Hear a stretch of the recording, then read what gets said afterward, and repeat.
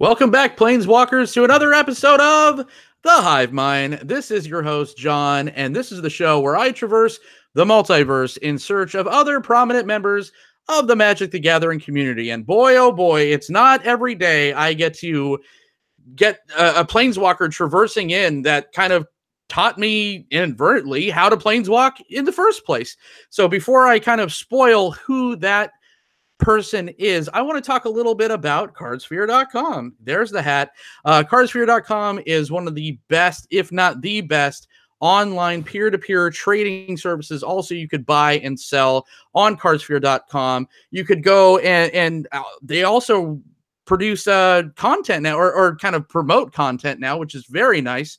Promoting myself, other people like Jeff Hoogland as well. Pixie Pax is now on board, and Dr. Efren, who is usually in the chat, is now got promoted to partner of cardsphere.com, joining Ted and Michael. So congratulations on that, Dr. Efren. Hope to see you in the chat tonight. But without further ado, Planeswalking in from mid-Michigan, we have the very amazing Aaron LaCluyze. Thank you so much for joining us, sir. Oh, well, thank you. You're too kind. Too kind.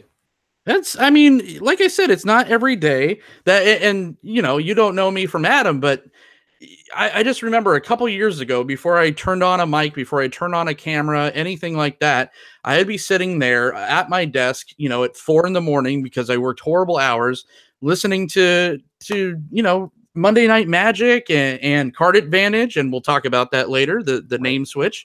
Right. But it's just, I mean, you were one of the pioneers, just like, you know, Brainstorm Brewery and all that. So it's just really great to have you, man. Oh man, I appreciate it. It kind of mirrors some of my own experiences when I was first getting into Magic, which I'm sure we'll get into here in a couple of minutes. I devoured podcasts, as many as I could find. So the old days of Monday Night Magic, when Tom was the main host, I listened to that constantly. One of my favorite things to listen to was, you know, Rich Hagon used to do like audio coverage from GPs. My God, I loved those. They were amazing. I couldn't get enough of them. And then eventually, and again, we'll probably get into that story too, about how I eventually ended up on podcasting myself. But honestly, the idea of podcasting, the idea of doing something in kind of a pseudo live audio format, I guess is the best way to describe it. It's long been an interest of mine. Oh, believe it or not. So let's dial up. I don't know where you wanted to go with this, but I ramble. I don't know if you know that. You know what? That's the best kind of guest. And you've been in the game way longer than I have, but you know, that's the best guest to have. You'd rather have a rambling guest than a guest that gives one word answers. Right. Where you gotta go. So how did that make you feel? Good. Right. You want to go? Yeah. Okay. So when I was a young man long ago, because I'm older than I look, or at least I'm told that. I still get carded occasionally, which is insane since I'm in my early 40s. But when I was a young man, I had terrible insomnia. So when I was like, 10 or 12 years old, I just couldn't sleep at night. So what I had to keep me company was a radio. And so I had a clock radio sat on the side of the bed there, and I would just listen to radio shows late at night. And if you asked me, if you just came up to me and you said, "Hey, Cluyze, you can have any job you want. What do you want to do?" The answer I would probably give is I would like to have a show on NPR. Because I listened to a lot of NPR. I also listened to a lot of AM radio out of Chicago because I grew up in northern Indiana. So Chicago was just a stone's throw away. So I listened to a lot of Blackhawks games. So even though I'm in mid-Michigan and I ought to be a Red Wings fan, I'm a Blackhawks fan, which is not real good for the Red Wings folks.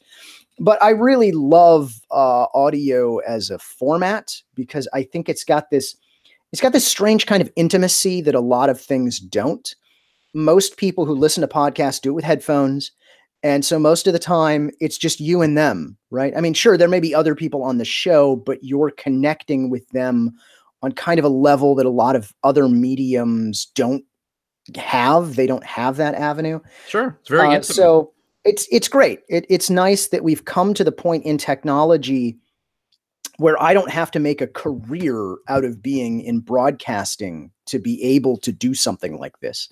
that with just, you know, a relatively inexpensive mic and a laptop and a camera, you can just suddenly thousands of people are tuning in. We use that phrase as if that means anything, to hear what's going on. So it's really, really cool. So it's nice to have this chance to chat about it.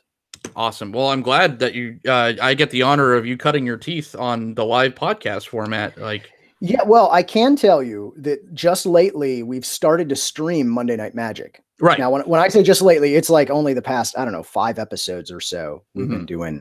But again, more on that in a bit. I don't know where you went. You know what? Let's just start at the beginning, shall we? well, first we got to introduce our special guest, as we do on the show.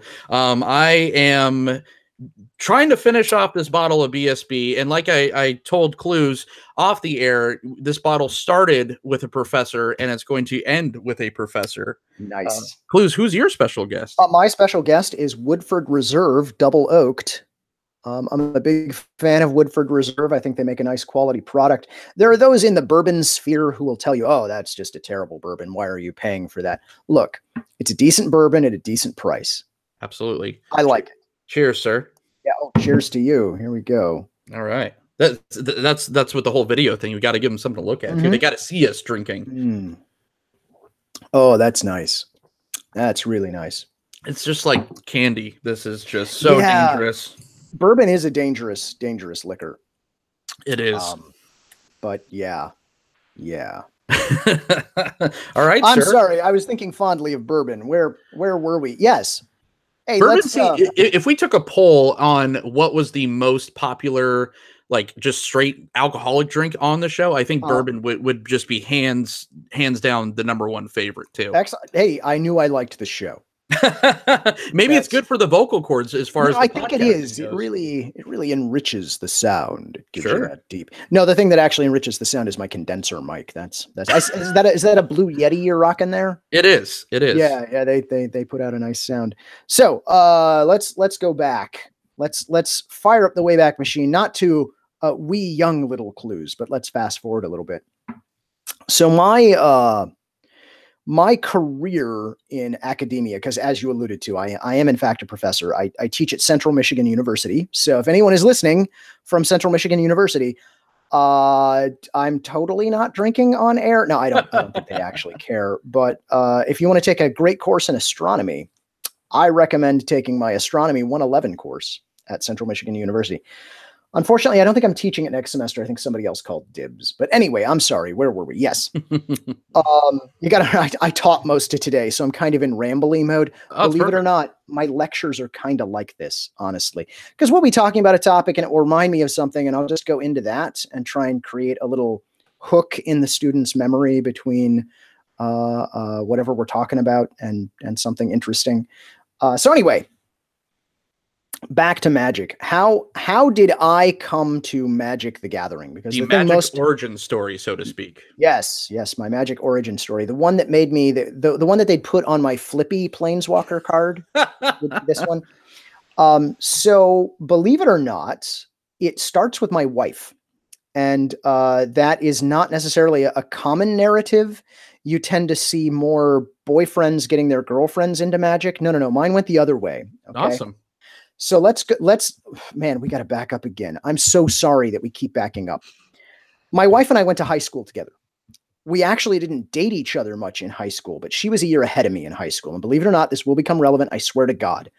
The summer after her senior year of high school, we dated.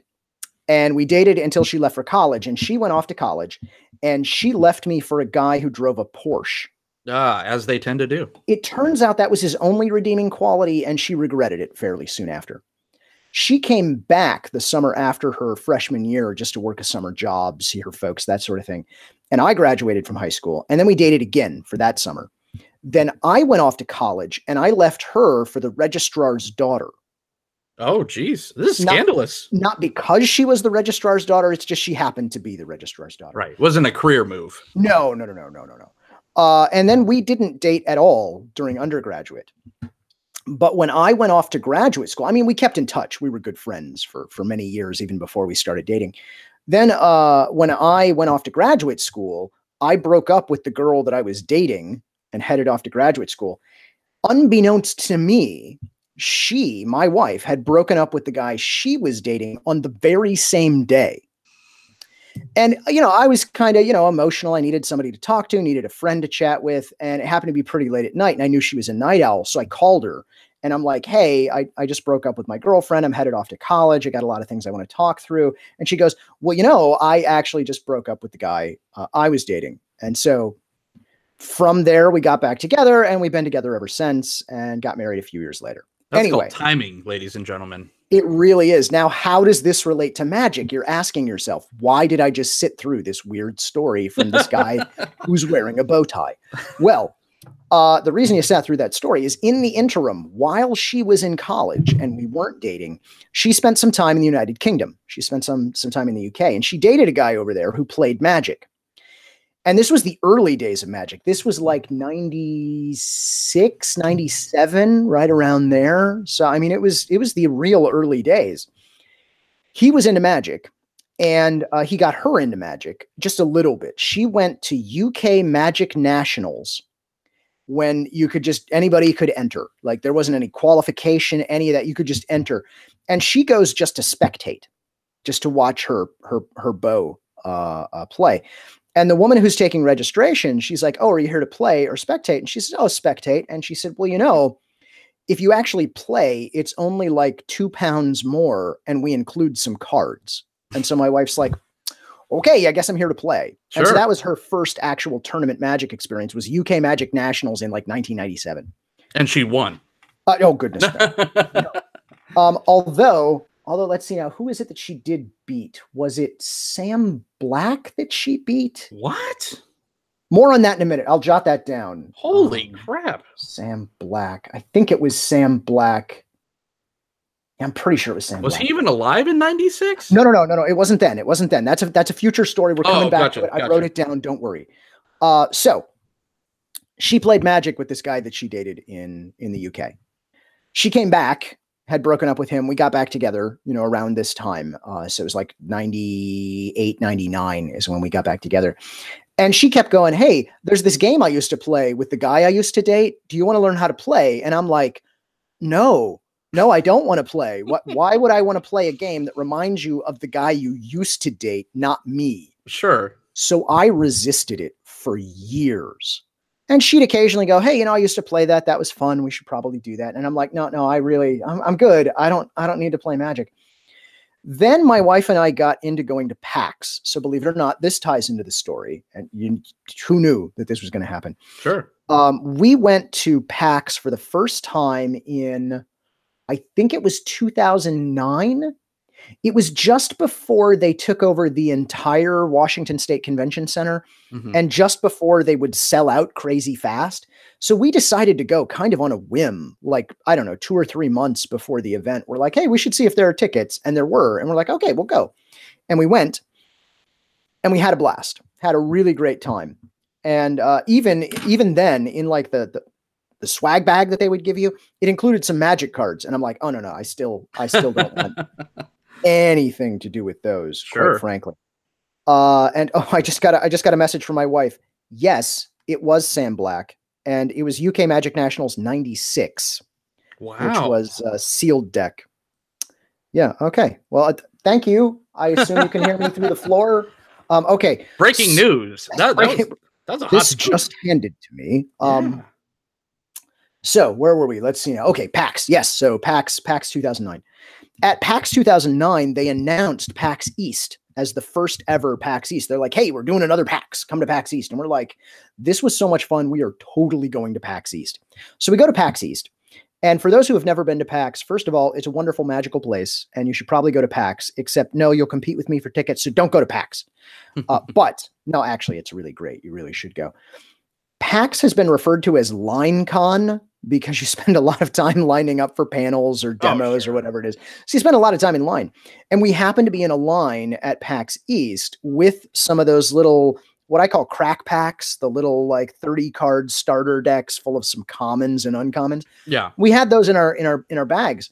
And so we're sitting there in a line waiting for a panel or something. And I turned to my wife and I said, look, years ago, you used to play this game. Why don't you show me how to play? And so she taught me how to play in line at the first PAX East. It's a long line. And I could not get enough of it. Oh my God. The guys who were running the PAX events at that, God, I forget what their name are. They're out of Boston. I'll eventually think of their name. But they were running like a room where you could learn to play. And if you played a certain number of games, they'd let you take a poll from like a big box of cards that were mostly commons. And I fell in love with red decks at that point, which, by the way, totally a red mage over here. Okay. So I fell in love with red decks at that moment. But that was where I started Magic. So it was around 2009, 2010. And this also just handed to me. She made it to the breaking news. She made it to the quarterfinals of UK Magic Nationals with that sealed deck that she had. Okay, I'm now going to quote her here. Largely because apparently 14-year-old British boys are intimidated by American 21-year-old girls. Now, I cannot prove that. I am just quoting from another source. Cluyze, can we get her on the show? Yeah, you probably can. I should just message her, tell her to come up and make an appearance. Here, let me just type that in here. Come drop by camera, say hello. Okay. Nice. Anyway, so we'll just wait on the special guest. Sure. Yes. So that's how I started in Magic. And once I got back to where I was working, now at the time, my wife and I were living in separate places, not due to anything terrible and nefarious. It's just my job was out of state. So at the time I was working down at UNC Chapel Hill in North Carolina, very close to Atomic Empire in Durham, North Carolina, which is a great shop and you should check it out. Which is the thing I say. It may come up again later. Sure. So that was when I started to get into Magic podcasts and started to just devour any content I could get. I just couldn't get enough of it. It was, I mean, I don't need to explain to you or even to your listeners what it's like the first time you start to play Magic.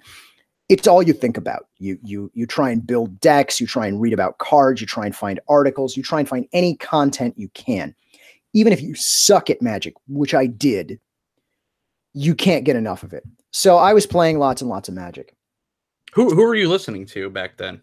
So back then I was listening to Yo MTG Taps. Sure. Back when let's see now, it was Joey Pasco and God, what's the other guy's name? I forget the other guy who was the co-host of that. So I was listening to that. I was listening to the original Monday Night Magic crew. So Tom was still running things.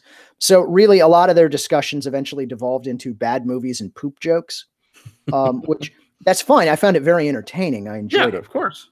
Any coverage I could get with Rich Hagon that he was doing. There were a couple of other podcasts here and there that kind of came and went. Because the average lifetime of a Magic podcast is about 6 to 10 episodes. Before people just kind of run out of steam and can't really do it anymore. Which, by the way, is actually a kind of a rough truth about podcasts and shows. Sure. It's hard to keep them going. More on that later. You are number 47, by the way. All right. See, okay. Once you make it over 20, you are technically a real show. I'm in it to win it. Oh, here she is. Okay. So the wife's going to pop in here. The quarterfinals of UK Magic Nationals 1996. Yes. Okay, so Sam Black.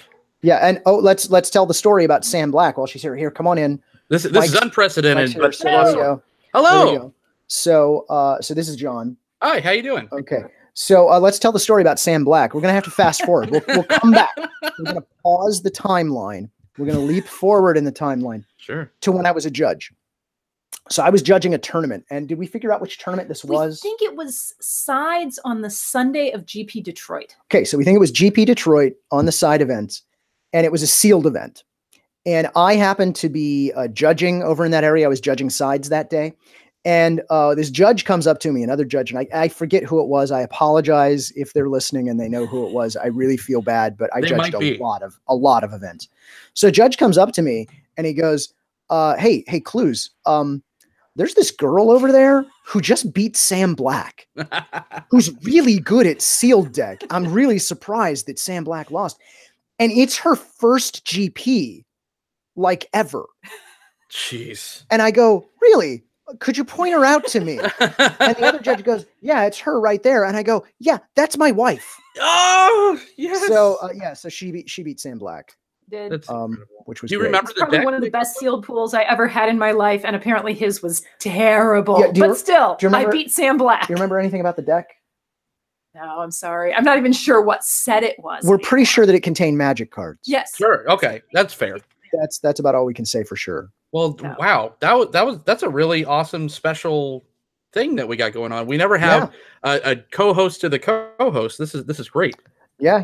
It's the first ever husband and wife team on the show. Excellent. So yes, excellent. Okay. I would be lying because Cody's wife made an unexpected appearance last week from Fish and Cast. She just didn't know that they were recording video. We're not the first. My wife. There was an inadvertent, accidental wife in background of last week's show. But she definitely did not beat Sam Black. But she didn't beat Sam Black, so you still got her on that. There you go. Okay. Absolutely. All right. So back to our story. Awesome.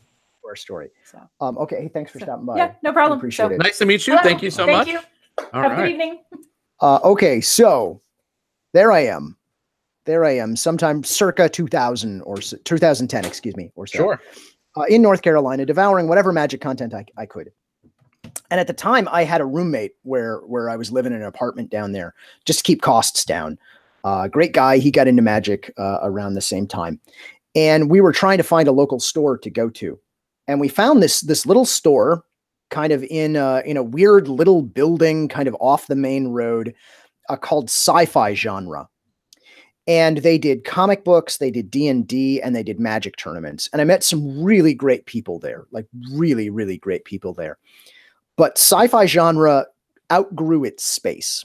Okay. And it eventually had to move to a larger space, and they changed their name. And they changed their name to Atomic Empire. And they did that because they got tired of trying to spell the word genre to people over the phone. Because, they'd contact a distributor. Yeah, we need you to ship that to Sci-Fi Genre. Yeah, that's GE. Look, never mind. We're just gonna change the name.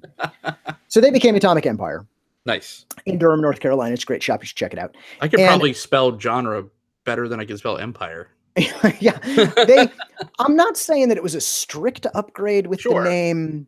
Let's call it a lateral move. Yeah, I guess let's call it a side grade with the name is what it is. And back before they made the move, when they were still Sci-Fi Genre, around that time, the set Scars of Mirrodin came out. And I kind of hated it. I did not care for Scars of Mirrodin like at all. I'm not alone in that. I know some people did, and that's fine. Go right ahead. I feel betrayed because I was totally all about Mirrodin pure, and my decisions meant nothing. They had already decided on New Phyrexia, so thank you for jerking us around, WotC. But around that time, I realized I was not a great Magic player, like by any stretch of the imagination. I was not a great Magic player. But I wanted to be able to give back to the community somehow. And that's when I made the decision to try and become a judge. Now, our local shop, a Sci-Fi Genre at the time, they had multiple level 1 judges. And I think they had 1 or 2 level 2 judges like at the shop who were there like every week. So we were kind of the local judge shop. If another store needed a judge, they contacted us. Somebody needed testing for being a judge, they contacted us. And so that's where I became a judge. And that's when I started going to tournaments and actually judging. Believe it or not, I have never played in a GP. Wow. The first GP that I tried to play in, it was being run by Star City Games. There's a chance I'm getting this story slightly wrong, but it's close enough to the truth that it makes a good story. It was being run by Star City Games, and I had applied to be on staff, but they didn't need me. I was a new judge. They didn't need me. They rejected it. But I got to the event, and there were so many people who showed up with like Friday registrations that they're like, we need anybody we can find. And so they started going around to people who they had rejected from the judge application. They're like, do you want to work? And I went, yes, I do. And so the first event I tried to go to, I judged instead. And pretty much every GP from that point forward, I just judged. It was my kind of outlet for my time, my outlet for my hobby. Sure. And so I judged for many years. And now let's get to where I ended up on a podcast. Yeah. So somewhere along the lines in there, Chewy had taken over from Tom on Monday Night Magic. And so Chewy was then doing Monday Night Magic and the Mana Pool. He was running both of those because they've both been running about the same amount of time, although Chewy's only been on Monday Night Magic for about half of its run. And we're talking about what, 10, 12 years at this point? So let's see now. The Mana Pool, I think, is now 11, something like that. So basically, the entire time I've been involved in Magic, those things have existed. Jeez. I started listening to all these podcasts back in 2011. Sure. So yeah, I mean, I remember Tom ran the cast, and it was just, man, that was kind of, I mean, you know, not to say it's not still, but Monday Night Magic was the podcast on the whole MTG cast website. That was the one that you waited for. It just had, you know, all the other podcasts were fantastic, absolutely, but it was the flagship. It was the flagship, exactly. Yeah. So around this time, we're at, I think it might have been a Star City event. I don't think it was an actual GP. It was just a Star City event. And Chewy and the Dorks were at the event, and they were kind of over to one side in one of the rooms, and they were playing some events. And I wanted to meet Chewy because I'd been listening, and I'm like, hey, this is going to be great. And I know Chewy tells this story, so I'm gonna relate this story on Chewy's behalf since he's not here. There we go. My wife at the time would come down for events. She'd meet me at events. She was not yet herself a judge, but she would play. And so she was at one of these events. And at the time, she was really into wearing skirts with like really tall socks. So like socks that came up above the knee and would meet just below the skirt. And so she was wearing, it was a very Hogwarts sort of time. And she looked smoking hot in them. I'm not going to lie. Okay. I think my wife's gorgeous. Sue me. No, don't. I actually do think my wife's gorgeous. So she was wearing one of these outfits at this event, and Chewy had apparently been ogling her like all day. Oh, like man. He just constantly. She didn't notice like at all, but at one point, as Chewy tells the story, he and the Dorks were sitting over there playing Magic, and he saw the woman he'd been watching all day with the judge walking directly toward him, and he's like, "Oh my God, I'm going to get thrown out of this event." But what he didn't know is that I just wanted to go meet Chewy because I listened to him on the podcast all the time. So that was my first introduction to Chewy in person. And sometime later, I happened to be judging an event that Chewy was in over at a card shop in, it was over by Greensboro in North Carolina. It might have been LaCluyze. I can't remember, but I was judging an event over there. And Chewy made it to like the finals or the semifinals of this like PTQ. I don't even remember what it was, but he did really well. And so like a week or two later, he asked me to guest on Monday Night Magic so he could talk about the event since I was there. And so I did, and it worked out well. And within a few weeks, Chewy just kind of invited me on regularly. And that's how I ended up being on the podcast. So it all started, all of this, everything I have done within the Magic community, within podcasts, any of that, all of it started with that little 30 card crack pack that was in a swag bag at PAX. Wow. And that's the thing that led me to where I am today. Begrudgingly, you begrudgingly started playing the game that you did not want anything to do with because of the past, or your wife's past with another gentleman. And look, wow, what a decision. Good thing that line was long. Exactly. I don't know what my life would be like otherwise. I mean, playing Magic and judging Magic was such a huge, huge part of my life for so many years when I was in North Carolina. Unfortunately, and we'll get kind of more to this. Well, no, let's just do it now. Unfortunately, due to a career change, kind of, I mean, I'm still in academia, but I went from being a postdoc down at UNC Chapel Hill to actually being a teaching professor up here at Central Michigan. This job is a lot more demanding of my time than my previous job was. I also have the problem of not really having a local game store. And this is something I don't know if you've listened to recent episodes of Monday Night Magic, but last week we were talking about this. So WotC recently, and I don't know how much you like to talk about current events on these sorts of shows. Yeah, absolutely. Let's just go ahead and do it. So WotC recently announced that they now have a direct selling agreement with Amazon, yeah, that's Walmart, and Target. This is what's setting the Magic world on fire right now. Yeah, it's if you follow the big community, like the YouTube community or whatever, closely, you know how divided it is. But it seems like everyone is on board. And everyone now, it's like the enemy of my enemy is my friend. Everyone's kind of teaming up and kind of pitchforking at WotC over this thing because it's just scummy. It's just a mess. And it seemed like there was a Trojan horse with it as well. If you remember, they were talking about the special Planeswalkers for that you can only buy on the Hasbro toy store. Mm-hmm. And then there's this that comes out. It does seem so just gross. It's so counter to, and we had a really long discussion about this before the show last week on Monday Night Magic. So if you're a Patreon of the Mana Pool, you can catch that on the odds and ends. I had to plug that, otherwise absolutely plug my hide. Plug away. So WotC has constantly had, for as long as I've been involved with the game, WotC has constantly had this mantra that they kind of live or die by the local game store. Sure, if you look at the statistics that they've let us see, because they don't let us see most of the numbers, but if you look at the statistics that they have let us see, most players don't play in organized tournaments by numbers.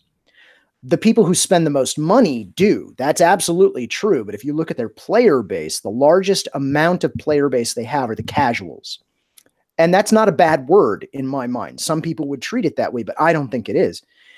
But in order for your casual crowd to really get Magic product and to maybe have a little bit of a tournament scene, like a Friday Night Magic or a game day or something like that, you need a local game store to do that. So WotC has been very supportive of their local game stores and has constantly pushed this narrative that they need to support the local game stores to continue the game growing. Right. And so that's always been the mantra. But then you have this double announcement that you just alluded to. First of all, we have the, I forget what they call it, the Mythic edition of Ravnica or something. Of Guilds of Ravnica. Right. And this is a product that it's not being sold through your local game store. So it's not like the Commander's Arsenal. It's not like the From the Vaults. No. You can only get this through the Hasbro Toy Shop, which I don't know if you've ever tried to buy anything on the Hasbro Toy Shop, but I can tell you I've never succeeded in buying anything on the Hasbro Toy Shop. So that's who it's going to be through. And then there's this outcry around the world because there are countries that they can't sell to doing it this way. So it's only US and Canada. And so people are like, well, that's terrible. What about the rest of your audience around the world? And so then WotC's like, oh, no, it's fine. You can order it through Channel Fireball and they'll deliver it to you at a GP near you. Since, of course, Channel Fireball is the only group that is running GPs anymore, which I don't feel great about that decision either, because anytime you have a monopoly like that, right. I'm not saying that Channel Fireball is doing a poor job at running GPs. I'm not making that criticism. Quite the contrary. I think they do a great job. I've been to Channel Fireball run GP. Was it perfect? Well, I mean, it was GP Las Vegas, so that's just such a mess anyway. Yeah, that's true. But, they do a fine job, but I completely agree. It's never good when it's just one single cook in the kitchen. You need all the flavors, so to speak. Yeah, I object to it philosophically. Right. Yeah. I've worked for Channel Fireball at events. I've been to events run by Channel Fireball. They did a fine job. They treated me well. It was fine. But at the same time, if there's no competition, that worries me. Yeah. So we get that announcement, which just seems not great for local game store owners. Then we get the announcement that, hey, local game store owners, you know how your local players don't buy sleeves because they're cheaper online, and they don't buy deck boxes because they're cheaper online, and they don't buy playmats because they're cheaper online. Oh, and they don't buy singles because they're either cheaper online or through TCG Player or at Star City or at Channel Fireball or at Card Kingdom. Cardsphere.com. Or at cardsphere.com. You know how they don't buy them locally? They go other places instead. Well, you also know how it used to be that you were the only place for them to get new product. Yeah, we're going to just go ahead and make an agreement with, I'm going to call them the three horsemen of the apocalypse, Amazon, Walmart, and Target. So the messaging of this is absolutely terrible. Yeah. Whether it was meant that way or not, I don't know. I'm not saying the sky is falling. I'm not saying we have to sharpen the pitchforks and light up the torches and go storm WotC and complain. But at the same time, if I were a local game store owner, I would be scared as hell about what just happened. I mean, we don't have full details yet. We don't know if Amazon is going to be forced to carry things at MSRP, because if they do, that's fine, because your local game store can usually get products slightly cheaper. They can undercut MSRP at least, but they can't compete with Amazon, right? I have yet to see the local brick and mortar business who is doing better because Amazon exists. Right. Yeah. And Amazon can run at a zero margin, right? They don't, it doesn't matter. They just need the numbers of volume and stuff like that. So that's right. The undercutting, I mean, they could sell at cost and still come out on top. You know what they could do? They could sell magic packs, like sealed boosters, not the box, but just the boosters, sealed boosters individually at cost as an add-in item. Yep.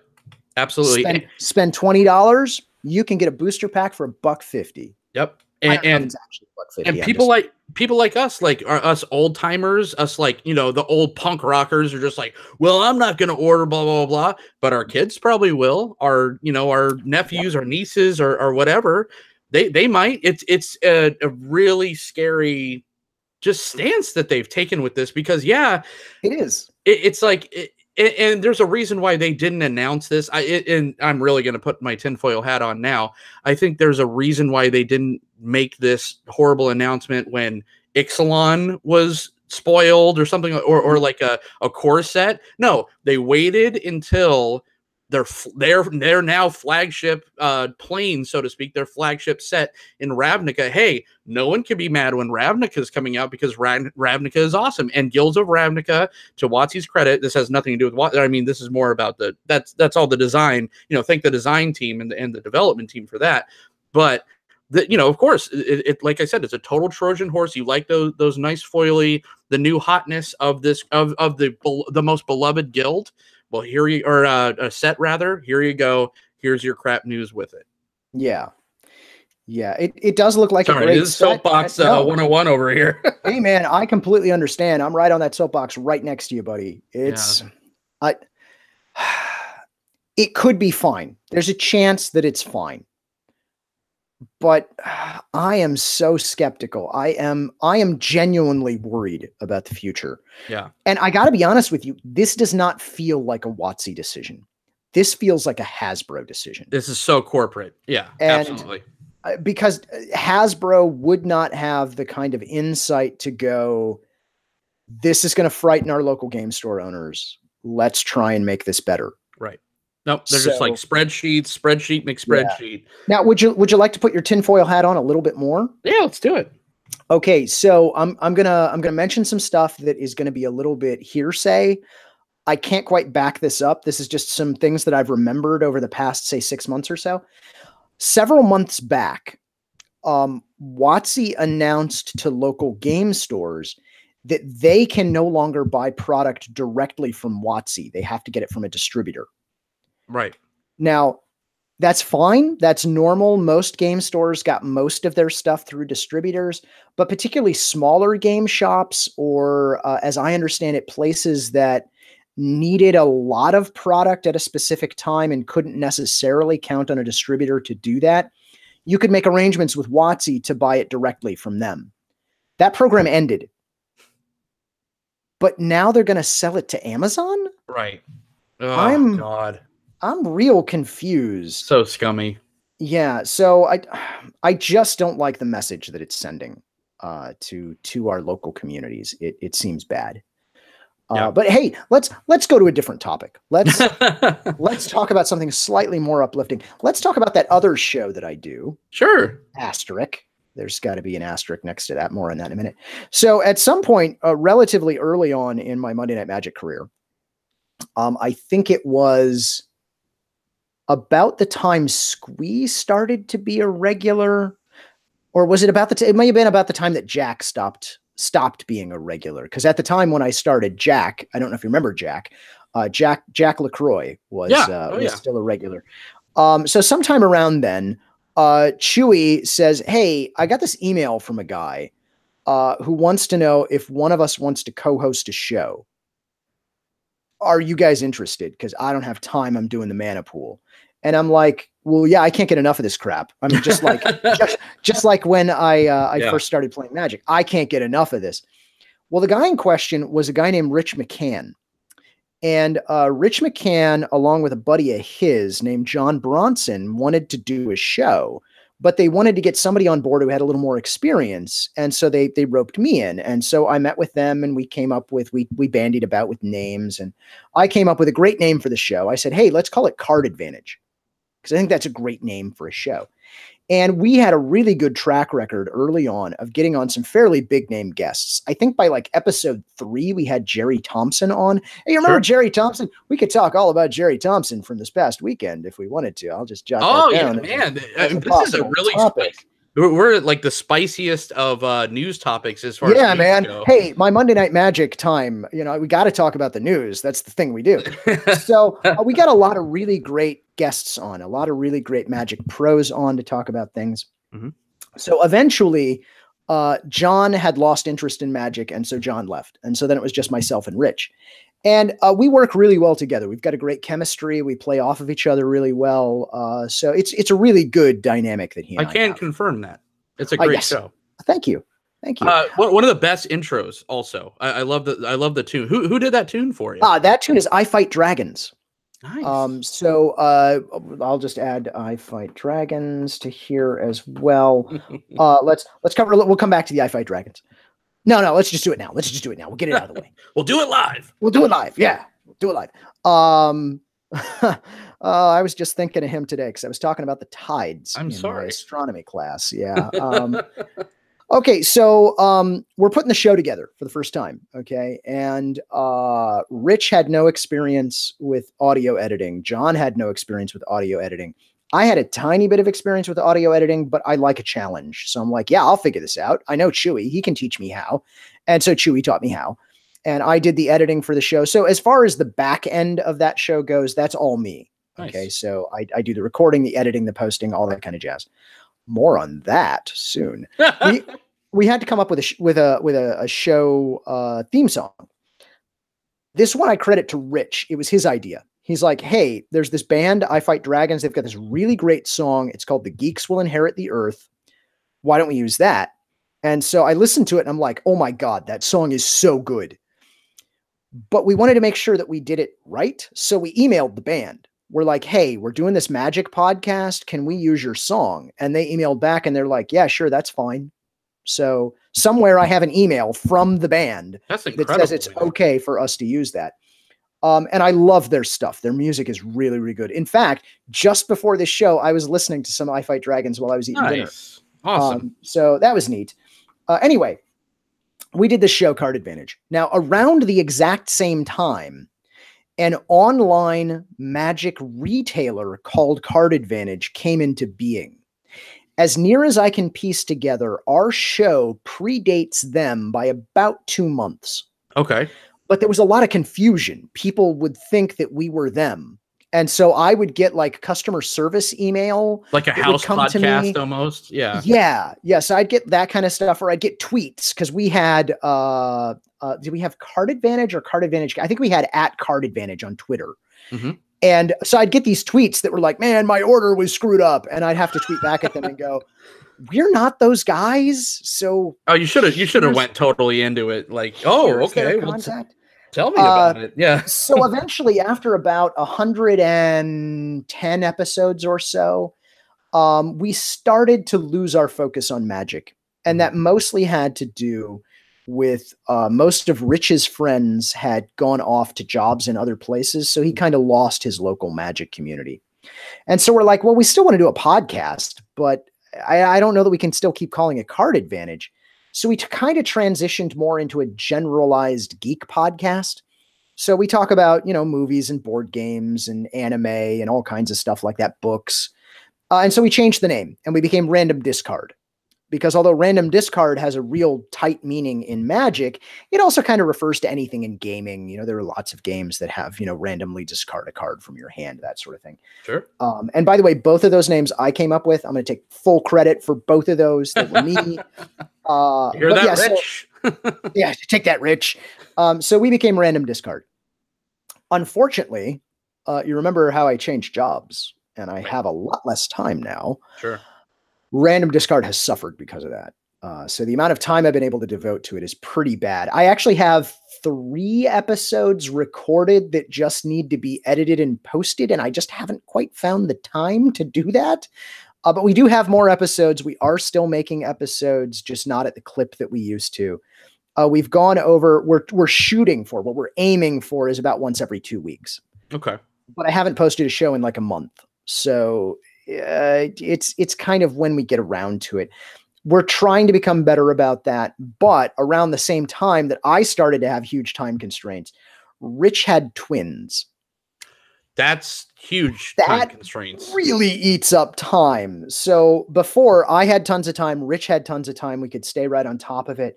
But, you know, now it's to the point where I'm so busy that if Rich is like, man, I can't make it this week, I'm like, great. That is so great. That's the best news ever. Do it next. Or if I text Rich and I'm like, hey, man, like this week's really rough. Can we just skip? He's like, oh, yeah, that's fine. Totally cool. So we are on what I'd call a temporary hiatus as Rich's kids get old enough and I get more time. I mean, my other hobbies include, but are not limited to, playing Destiny. These days, Destiny 2. We have time to play. I'm so far behind all of the other guys I play with right now.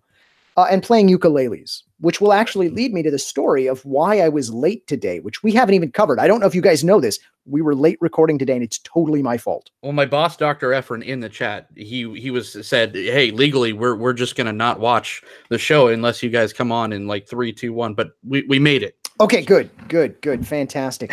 So...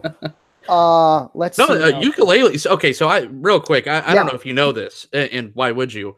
But I'm trying to start a Magic the Gathering band. Really? I play bass. Nice. I can enlist Sam, better known as Ristic Studies. He's a fantastic axe man. Great. We just need a drummer and a ukulele player. Yeah. We're almost there, sir. All right. I love it. Well, the ukulele is actually why I'm late. So let me go totally off topic. Sure. Totally digress. Because I had wine with dinner and now I'm into the bourbon. So we're going to go totally off topic. I love wine. Yeah, we were having Indian food and we thought some nice Chardonnay would go nicely with that. Yeah. It was an unoaked Chardonnay. You did it right. It was great. I love Indian food. I absolutely love Indian food. You would love it. Well, I mean, you've been here because I have been. Yeah, there's some cool stuff in Seattle. There's some good food in Seattle, man. Great food, great wine, great beer. I am a wine buyer in real life, so sure. Yeah, I deal in all kinds of adult beverages. So yes, in real life, I'm a professor. At least that's what I tell myself. It's my day job. I'm a professor of the booze. That's right. Oh God, that would be a great job. Ain't bad. Anyway, ukuleles. So I've always loved the ukulele as an instrument.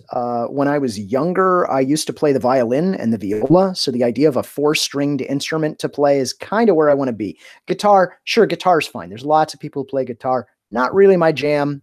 Too many strings. At least 50% too many strings. I need 4. 4 is what I need. I like slapping the bass as well, sir. So several years ago, I decided, hey, I'm going to learn how to play the ukulele. And I did that by buying a ukulele online, which is a terrible idea. I bought my ukulele from a place called Woot.com. I don't know if you know Woot, but back in the day, Woot was one of these deal-a-day websites where they would just have a thing. It would just pop up every day at like 12:01 a.m. It's like, here's the thing we're selling today. Once it's gone, it's gone. Sure. They were one of the early ones of that. And I got a lot of great electronics out of Woot, but I also got this ukulele. It was awful. I paid $35 for it, and it prevented me from learning the ukulele for at least 3 years. Because it was that bad. Its intonation was terrible. It was uncomfortable to play. The action was awful. It was just garbage, absolute garbage. I still have it. It's in the room over there because one day I'm going to burn it. I haven't gotten around to that yet. So it kind of went in a closet for a while. Sure. And then you fast forward several years to about a year and a half, 2 years ago, when I'm like, you know what? I'm actually finally going to learn how to play the ukulele. And I'm in mid-Michigan. And if anyone is a fretted instrument player, you may know of a store called Elderly Instruments. They're one of the largest fretted instrument retailers in the world. They do a fantastic business. They're just down the street, and I never knew, right? So they're like, I can just drive to them in like 15 minutes. They're right there. So I go in and I'm like, hey, I want to learn to play the ukulele. Let's see what they got. And they just have just a wall full of ukuleles. And so I picked one out and I started to play, and I've kind of just loved it ever since. Well, fast forward to now, when I am deep into a thing called ukulele acquisition syndrome, which is a sickness that most instrument players get. It's whatever. I mean, guitar acquisition syndrome is the most well-known one, but I have ukulele acquisition syndrome. Excellent. The upside there is that ukuleles are so much cheaper than guitars. So that is the upside. But there's a particular ukulele that I wanted to buy, and it's made by a company called Kamaka.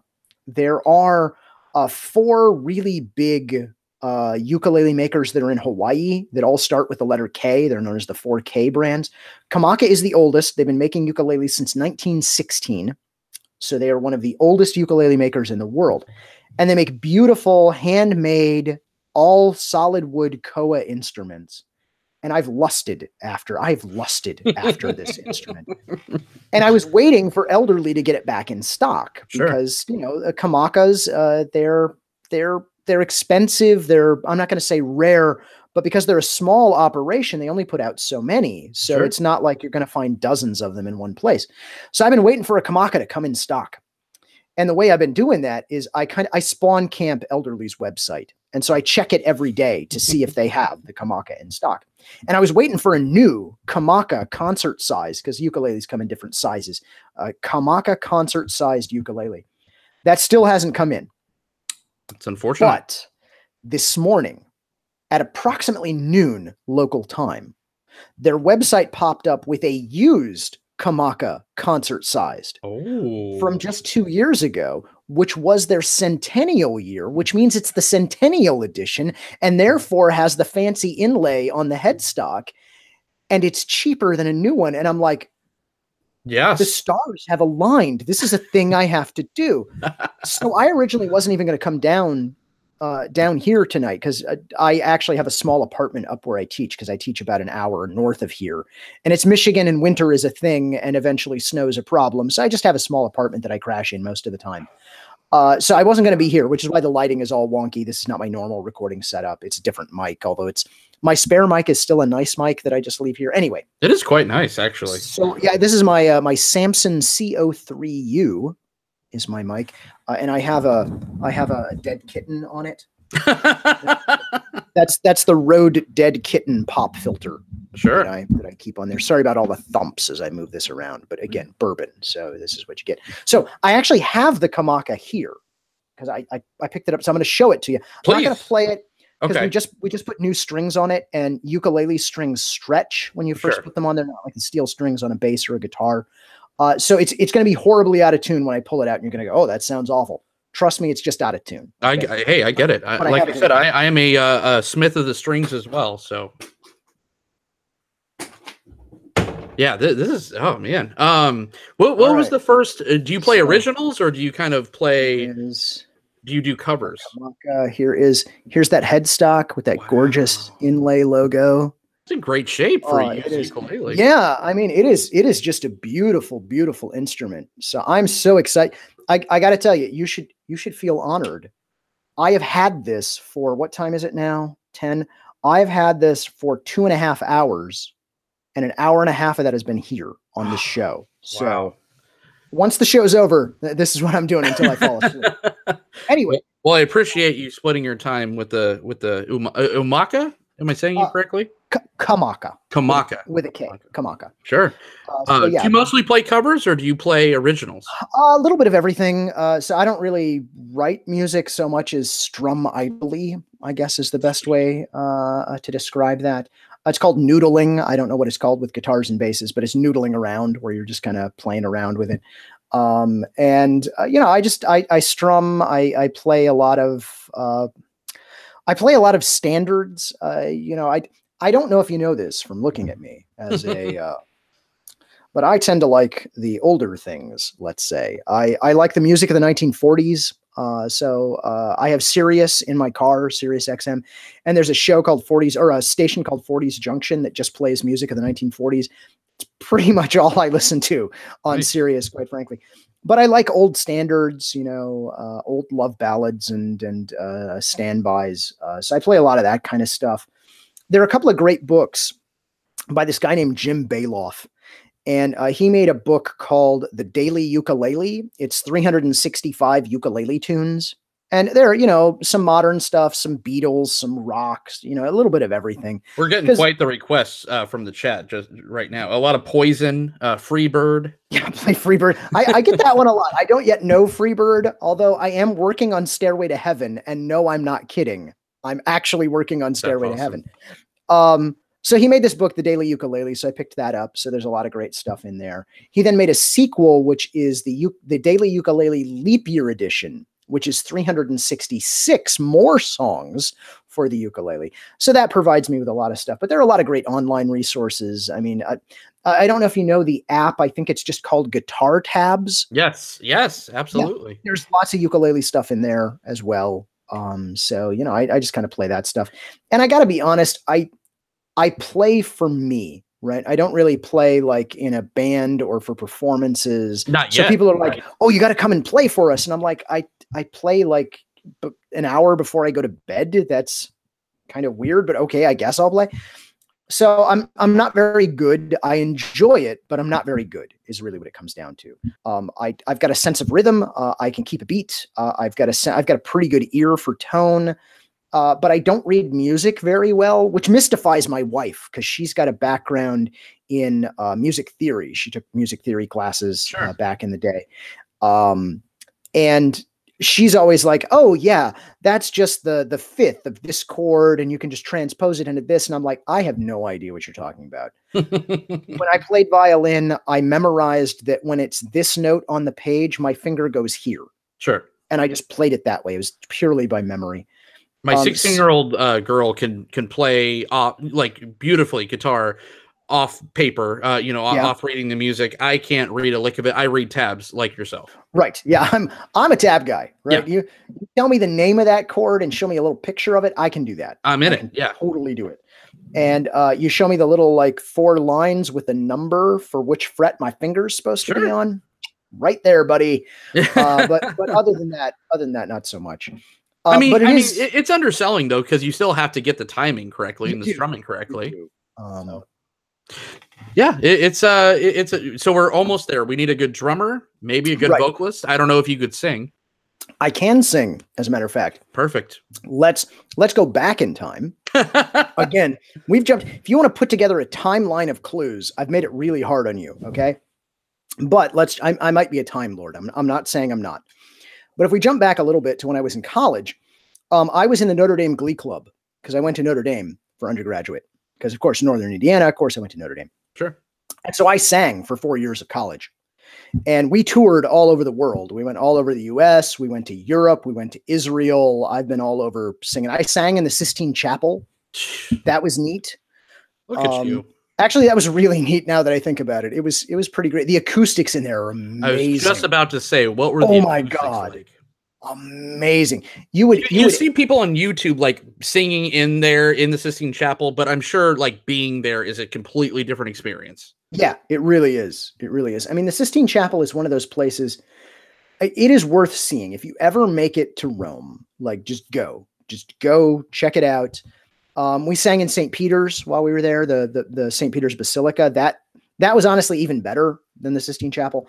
Giant, big room covered in tile, so everything just echoes forever. I mean, it's not for every kind of music, but at the time we were singing a lot of Renaissance polyphony, so it was a lot of sacred music anyway, so it was perfectly suited to the venue. All a cappella, right? Yeah, all a cappella. Yeah.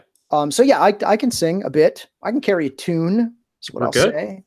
What are we going to sing about? Are we going to each album? Are we going to do like a Coheed and Cambria thing where we're talking about a specific like plane from the Magic universe? Or? Well, I think what we have to do is we have to release albums in groups of 2 or 3 so that they go together to form a cohesive story. Sure. And then later we'll decide that we're not going to do that. They'll all be standalone, and then we'll go back on that. Right. And we'll say that they might be linked together if we so choose. Of course.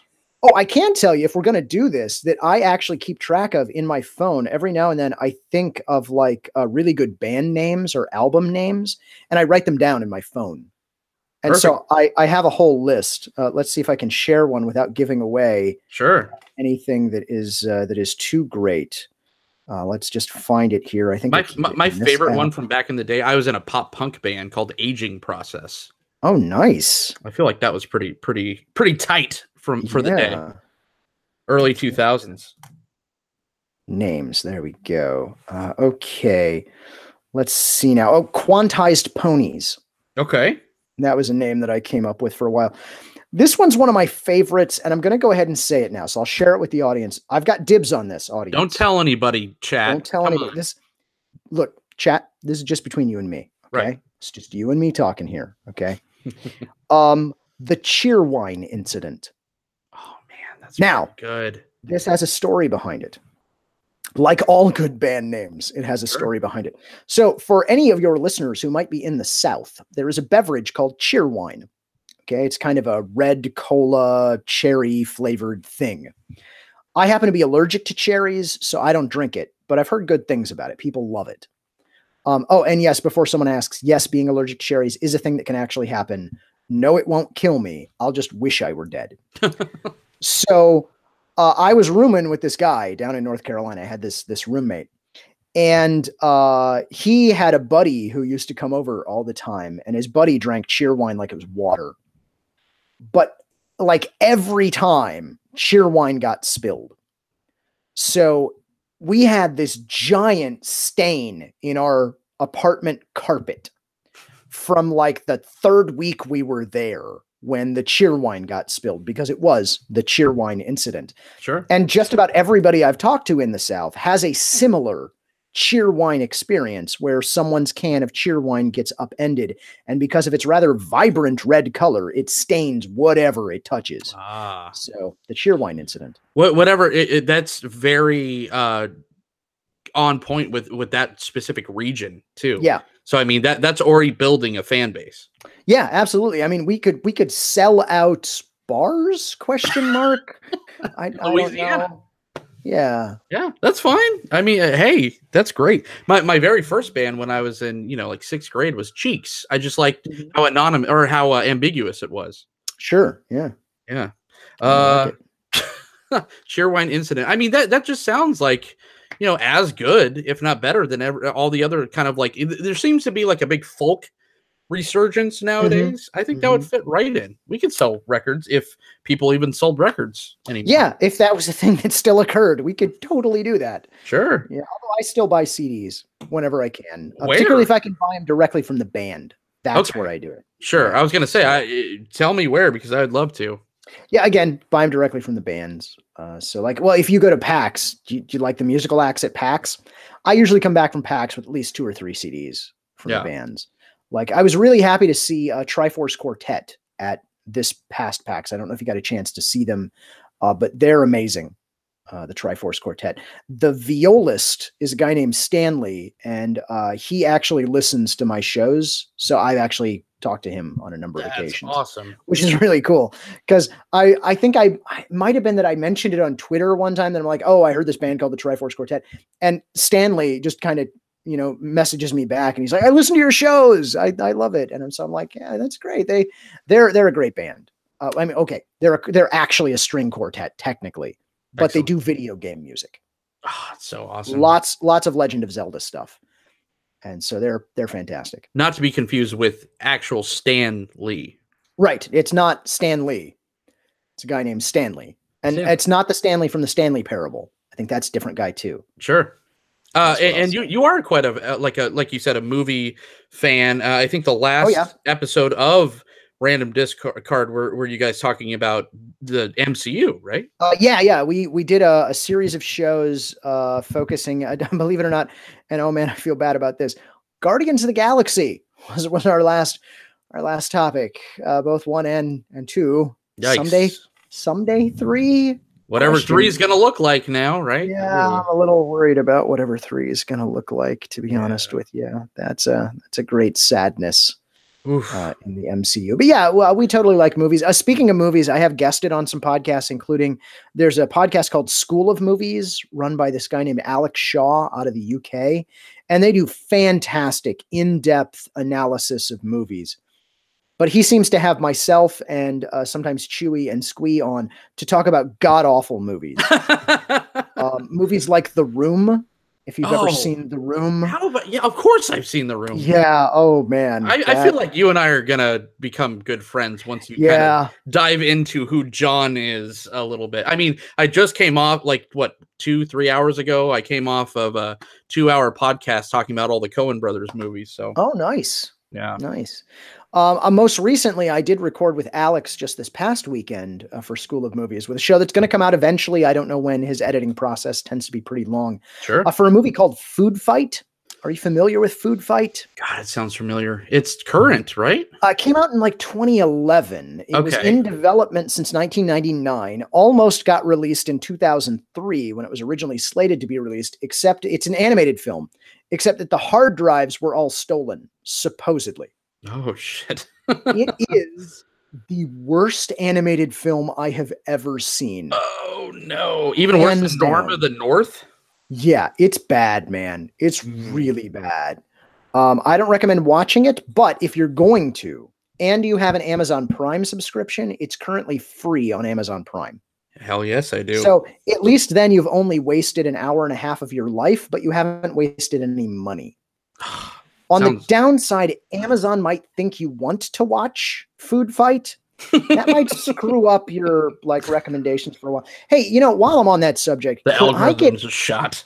Could I get Amazon to implement a feature for me? And that feature is when I'm buying an item, can I check a box that says I'm not buying this for me? Because I buy things for my parents, I buy things for my in-laws, and I ship them to them. But I'm not interested in those things. I don't need recommendations about them. I don't need to know more about them. I don't want those things. They aren't me. It's not that they're a gift per se. So it's not just check the gift box and then we'll ignore it. No. Right. It's not really a gift. It's just my dad needed a thing, so I bought that for him. Nice. But I still don't my dad's a big Barbra Streisand fan. So I would buy him a Barbra Streisand album, but I have absolutely zero interest in ever hearing a Barbra Streisand song ever again. Yeah. You and me both, buddy.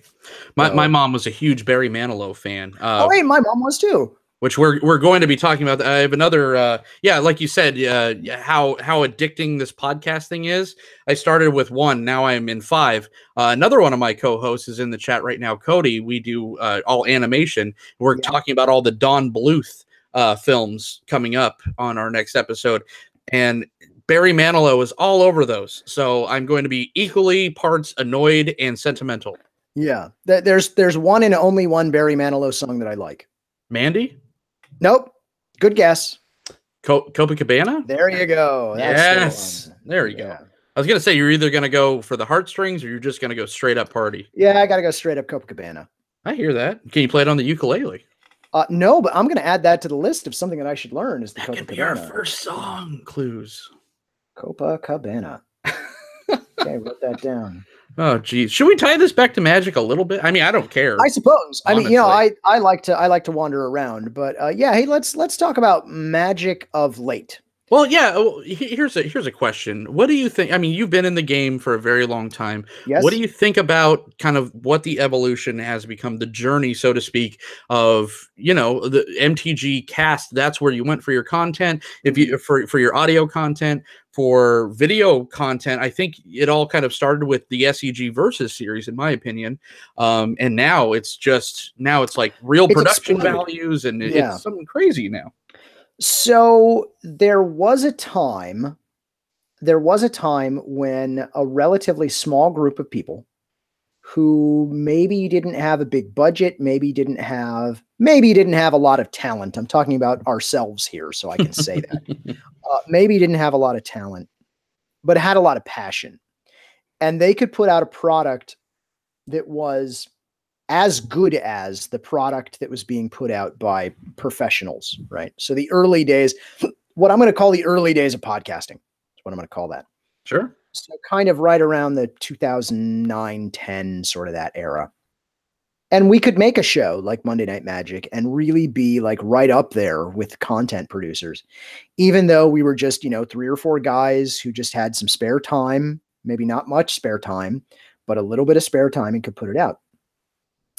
Then we fast forward to now, as we come forward in the future, it becomes easier to do this because the software gets better. It becomes cheaper to do this because there's lots of places that'll host you for almost no money. You don't need any web skills to do this anymore. You've got hosts that will build websites for you. You've got, for that matter, you've got MTG Cast, which will gladly host your content. And then you've got folks like WotC or SCG or Channel Fireball who are actually putting money into their production value. And so now what can you do to differentiate yourself? How do you do that? So on the one hand, it's become easier for you to pursue the dream, to go, you know what? I'm going to be a Magic content producer. But here's the problem. There are hundreds of other Magic content producers who have a product that looks just as good as yours because the tools are so easy to use, or they look so much better than yours because they have a budget and you don't. Right. And so, if I were starting right now, and I'm not trying to discourage you, I'm certainly not, because you're doing a great job, but I'm not trying to discourage you. But if you were to come to me right now and say, hey, Cluyze, you don't podcast, would you like to do a Magic podcast? I would go, that's crazy talk, man. I don't have time for that. I can't set myself apart enough. I can't devote enough time to that. I really worry about, and again, this is not to discourage you. And it's not to discourage anyone who's doing it, because the amount of time, effort, and passion that it takes to do this sort of thing is incredible and is immense. And I admire everyone who does.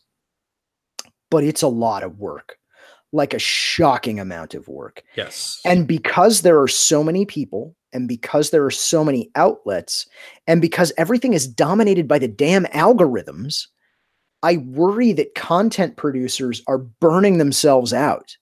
Because if you don't constantly churn out consistent product, constantly uploading, interacting, answering emails, talking to fans, making new content, if you don't constantly do that, you start to fall out of relevance, for lack of a better word. Your visibility starts to go down, and there's somebody right behind you who just takes over. And so anyone who's willing to keep that up, anyone who's willing to continue to make good content and continue to put it out, I applaud everything you do, because it is so, so hard. Monday Night Magic continues to succeed, to be honest with you, largely off of Chewy. Chewy has a passion for this, and Chewy essentially treats it like his job, right? Content production is pretty much his job at this point. He can't quite live the dream. He can't quite quit his other employment. I wish he could. I really wish he could. If he could get a little more support, he might be able to pull that off. But man, maintaining a full-time job, like someone like myself, I teach 4 classes a semester. I've got office hours on top of that. I've got class prep on top of that. I've got students who I'm mentoring who are doing research projects on top of that. I barely have time to sleep right now.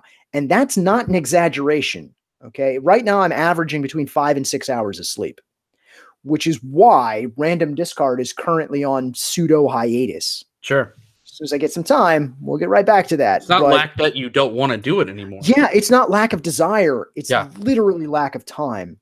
And so the folks who can do that, the folks who can pull that off, I applaud them. I really, really do. And I'm so thankful that they do, because I do consume content, right? There are tons of podcasts that I listen to that I really, really love. I support some of them where I can. I throw a buck or two here and there with Patreon, which, by the way, Patreon, the fact that that exists is amazing. Are they perfect? No. Could they be better? Yes. But to have a relatively easy, seamless mechanism where I don't have to give each and every content producer my credit card information, that is a beautiful thing. It's aces. Yeah. Absolutely beautiful thing. And for those of you out there who are like, oh yeah, I really like this guy's show, but I don't have any money. Look, if you can spare $1, just $1, consider it like $1 a month to somebody you listen to or you watch who you enjoy, you're not going to notice $1. You're probably not going to notice $1 a month, but that streamer, that content producer, that podcast person, they're going to notice that. Okay. Because if we can get you to do it and we can get another guy to do it and another guy to do it, we can get like 10 people to do it. That's $10 a month. That's one meal. Think of it that way. That is one meal for that streamer, because I got news for you. A lot of them are not eating very well. They don't have any money. So I want to encourage everybody, find a content producer whose stuff you like, give them $1 or $2, right? It's something that's not going to be life-changing for you, but could be life-changing for them. They're pursuing their dream.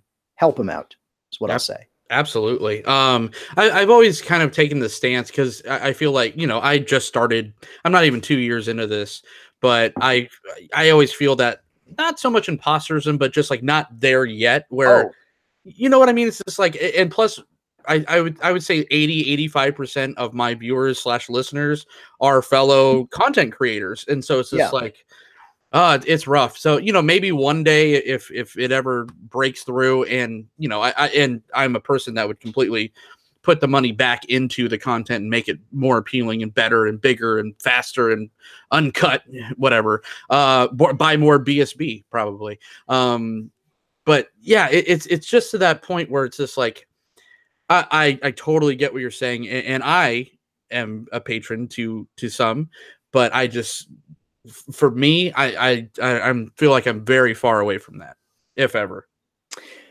Can we talk about imposter syndrome for a minute? Sure. Because this is a topic that I'm going to say is near and dear to my heart, ? That makes it sound like I'm happy about it, and I'm not.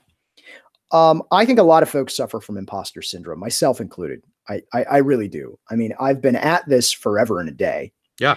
I've been a teacher forever and a day. I mean, I've literally been teaching classes for, well over a decade now. I've been standing in front of students and teaching them about physics, astronomy, that sort of stuff. I suffer from imposter syndrome. I really do. And I know a lot of people my age in my profession or in similar circumstances who do. And here's the really weird, insidious thing about imposter syndrome. Almost everyone who is competent thinks they aren't. Now, I'm going to let that sink in for a minute. Yeah.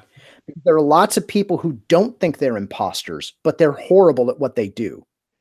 It's usually the people who are actually good at what they do that think that they're imposters, because they know enough to realize, they know enough to think, oh, this could be better. I'm not the best I could be. Absolutely. And that little tiny thought wedges itself in. It's like, and here's an analogy that may not help with the Pacific Northwest.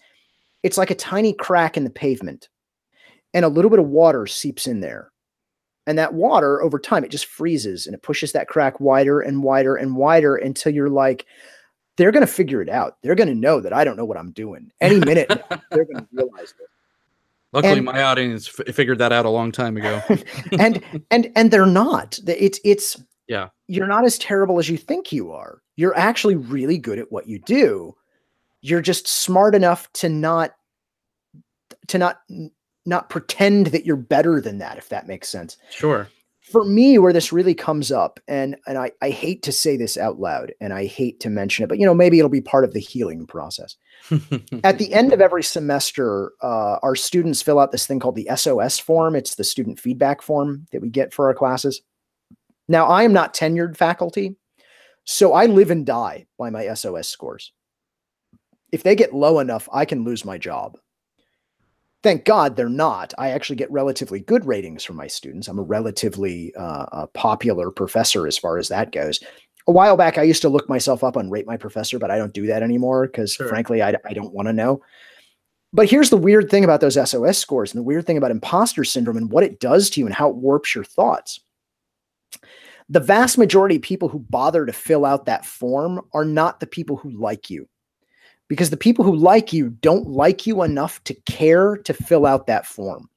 Right. It's the people who hate your damn guts. Those are the ones who take the time to fill out that form.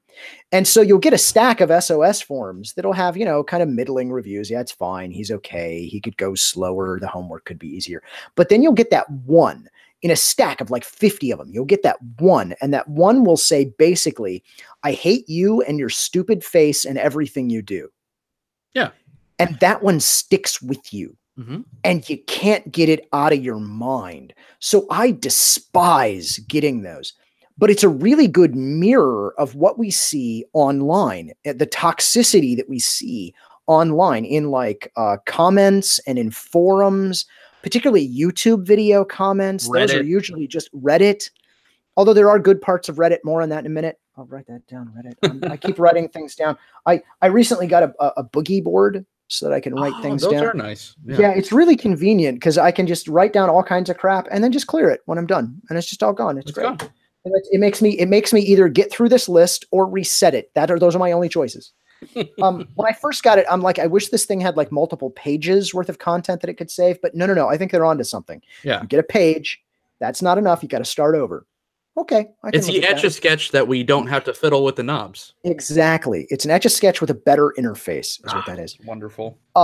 So let's see now. Where was I going with that? We were talking about the one. Online comments. Sure. The thing about online comments is most people who like your stuff do not actually take the time to tell you. There's tons of them out there. There's probably hundreds of them. If you're a content creator and you've got a video or you've got a podcast, look at that number of views or that number of downloads and just know that like 98% of the people who watched that enjoyed it, but didn't bother to tell you. Right. Because they enjoyed it, but they didn't like, oh my God, this changed my life. Enjoy it. There's like another like 0.5% who are like, yeah, this was awesome. I'm totally going to tell this guy.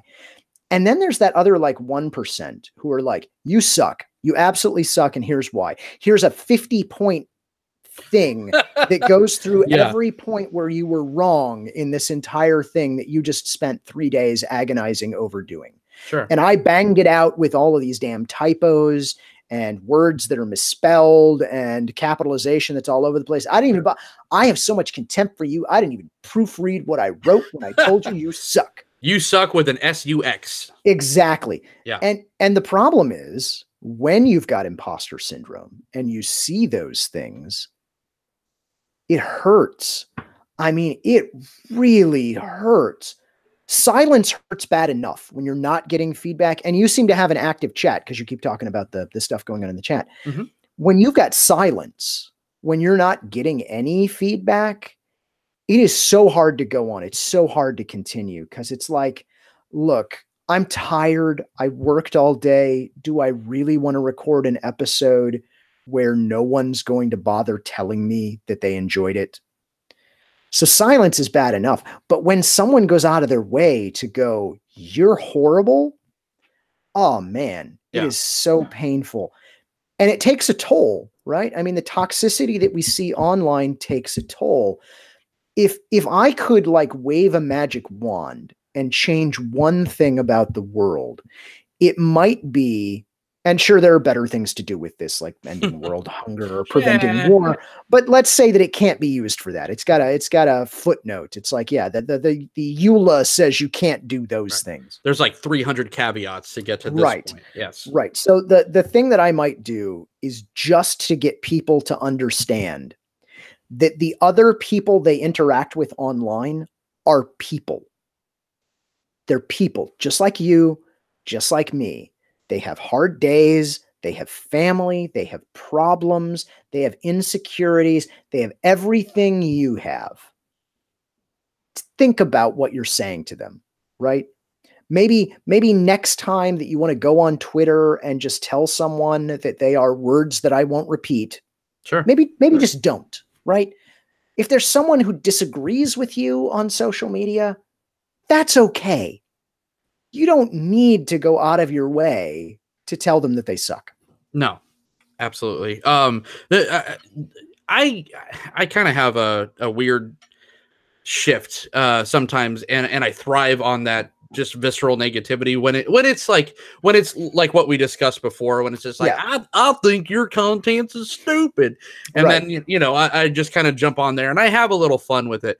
But just lately, I don't know what it is. It's just like when people are just like, well, why would this person want to hang out with you? You only have this many followers. Or even from, in my little space, we do this kind of interview thing. More times than not, I've asked other creators, hey, you want to jump on real quick and do this? You can help grow your brand, or it's just fun just to kind of talk about a like-minded thing. And they're just like, well, call me back in 800 subscribers. Ooh. And it's just like, oh God, that's when it's kind of dumb, because you have that kind of thing already in life, right? It's just like you're rich, poor, and otherwise. You have all these things.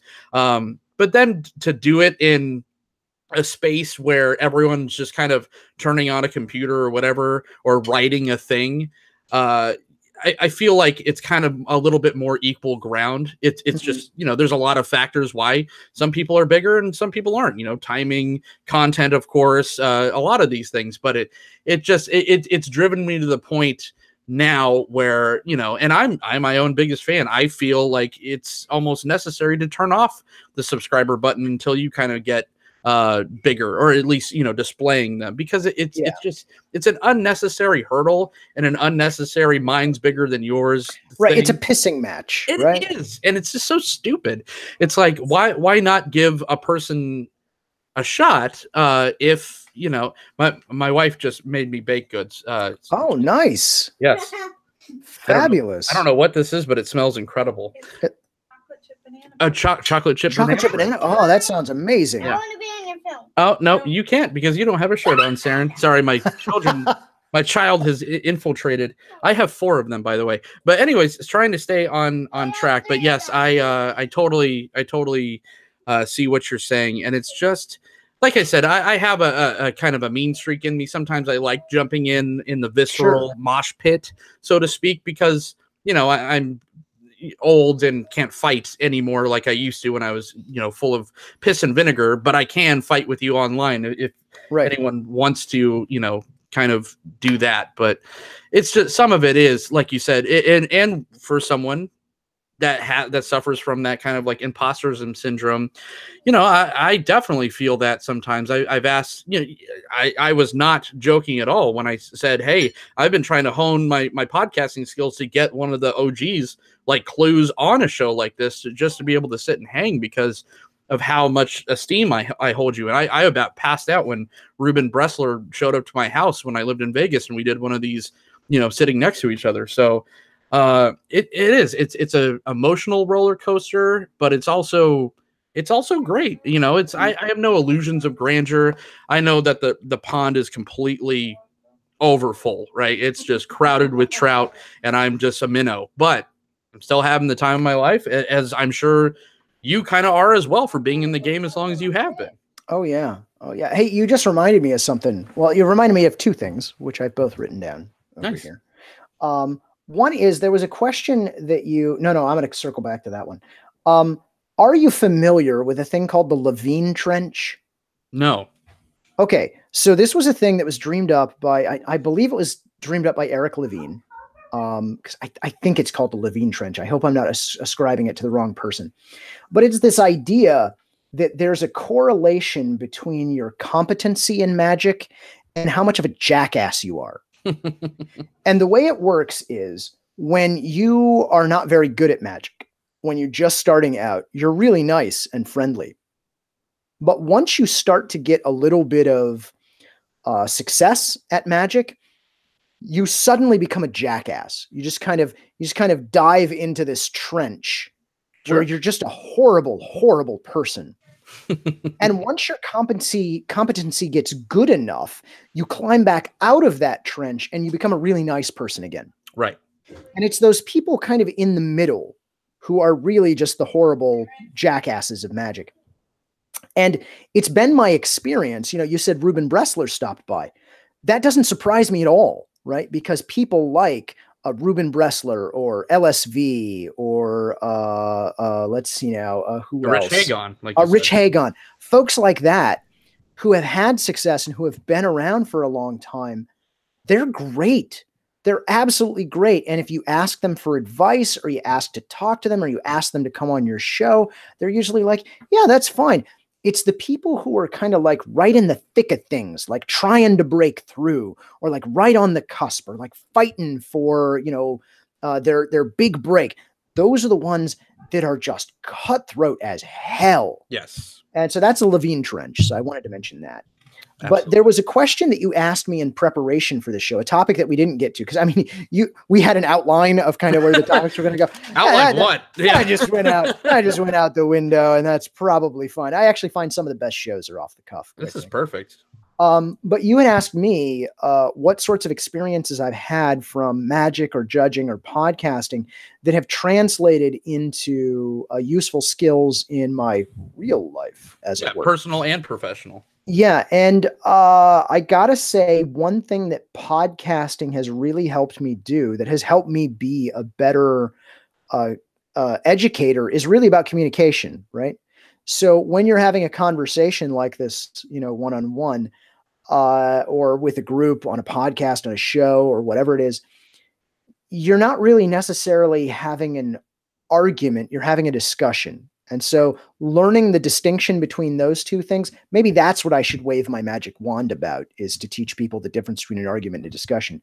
Although actually, now that I think about it, the scientist in me wants to make everybody understand that correlation and causation are not the same thing. And if we could just separate those two, my God, the things we could accomplish. Sure. Or at least I think that our accomplishments would be correlated with that. I can't prove it would be causal. Nice. That's a little joke I had to slip in there. Oh, I got it. Yeah, I couldn't help myself. But you find that learning how to, and as much as I've been random, learning how to focus your thoughts, learning how to bring your point together, and learning how to respond quickly and coherently is something that is completely invaluable in education, right? You could plan out a lecture and know exactly how it's going to go. I'm going to say this, going to say this, going to say this, show this slide, write this equation. It's going to go like this. And you get 2 slides in and someone in the back goes, "Excuse me, professor, I don't understand this thing." And you're like,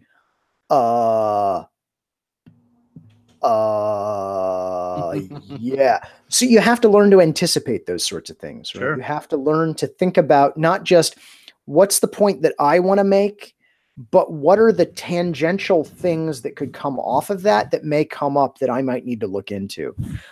So you made some mention of my other show, Random Discard and Card Advantage, that hybrid show, if you will. One of the things that I think made the early shows especially so good on that was I had the time to research. Right. So if we were going to do a topic, I looked into it. I spent hours poring over as many different resources about a topic as I could. And for the most part, if I can't put that kind of time into that sort of a show, I just don't record, is what it comes down to. That's another reason why the hiatus happens. But I've brought those skills. Those skills are the same skills I have in my teaching. If I'm going to teach about a topic, I have to research about a topic. So here's a message out there to all of your listeners who might be college aged. Some of your professors suck. Absolutely true. I've met them. Okay. Maybe not them personally, but I met people like them. Some of your professors suck, and that's just the way it is. Some of your professors, you're going to look at them and you're going to go, I have no idea what you're trying to do. I don't understand. They may be young. They may be inexperienced. You're going to have other ones that are going to be like, wow, that was an amazing lecture. I don't know how they pulled that off. All three of those kinds of professors have still spent hours trying to prepare for that class. Some will be more successful than others, but you've got to recognize, even when a class totally goes off the rail and crashes and burns, statistically, if that person is still employed, they did try. They spent hours preparing. For every hour I'm in front of those kids, I spend at least 2 hours preparing for that lecture. And it's something that a lot of students don't seem to realize. They tend to think, oh, I've got to sit through this hour-long boring class, and the professor, he just shows up. He doesn't do the homework. He doesn't do the exams. Well, no, but we make the homework, we make the exams, and we grade those things. the number of hours out, you come to my class for 50 minutes 3 times a week. Do you know how much time I spend on this class a week?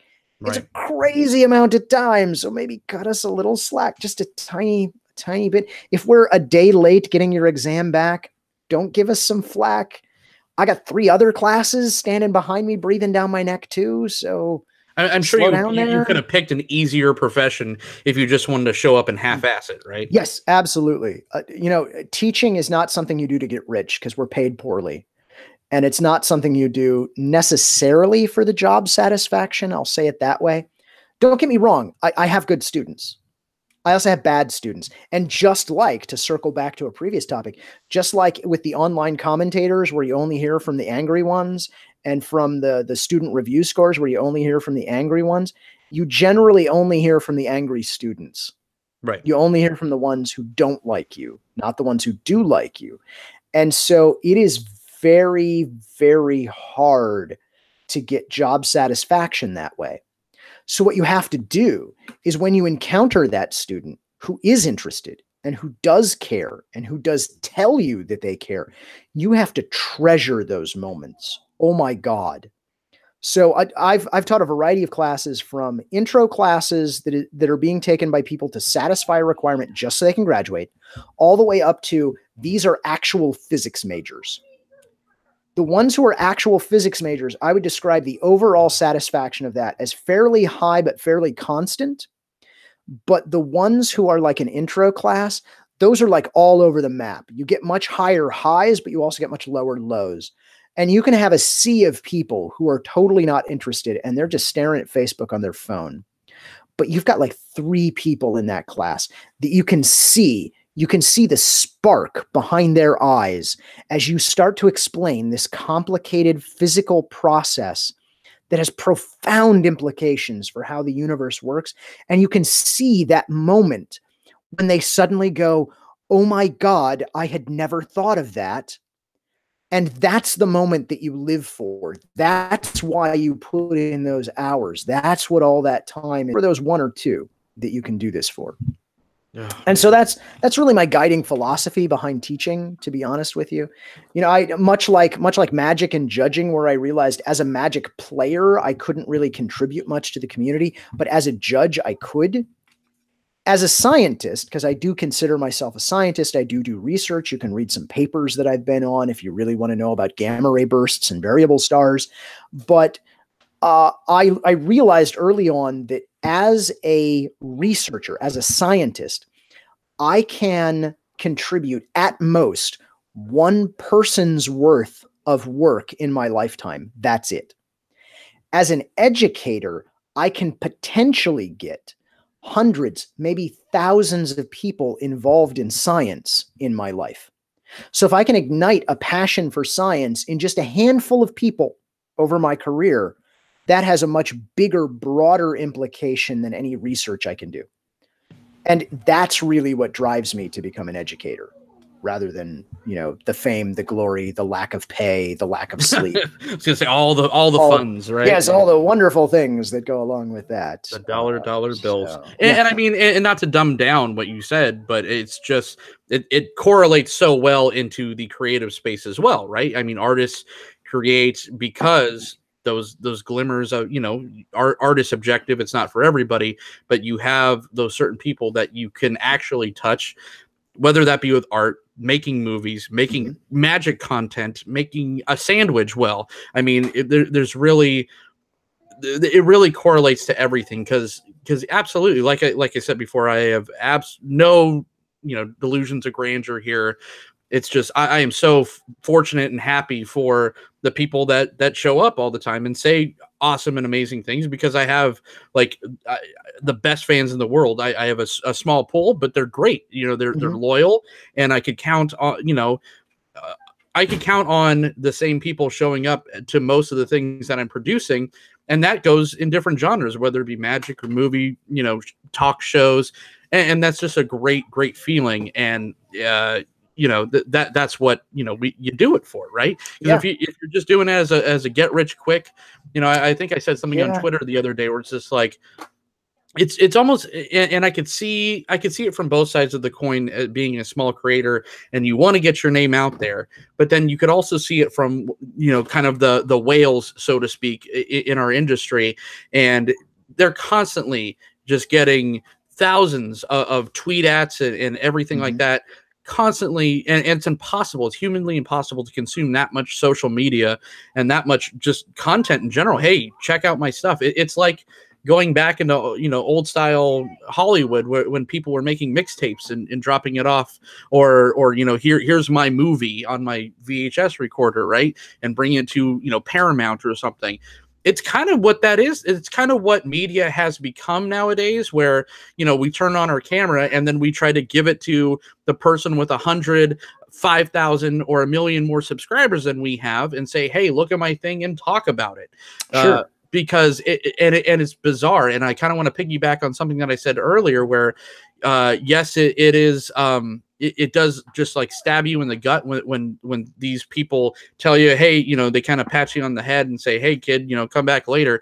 But like I said, there's got to be a point to where kind of enough is enough, and it's kind of like a culture shock thing where you give, like, an NFL player is a sudden millionaire. Yeah.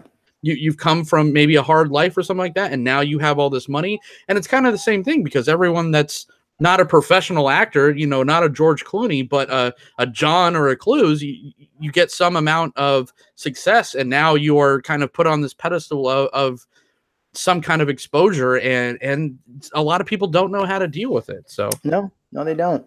And hey, let me share an anecdote that I thought of partway through what you were saying there.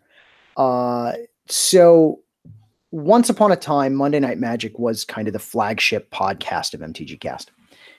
There are other, I would describe them as maybe more successful, more renowned podcasts that are on there now.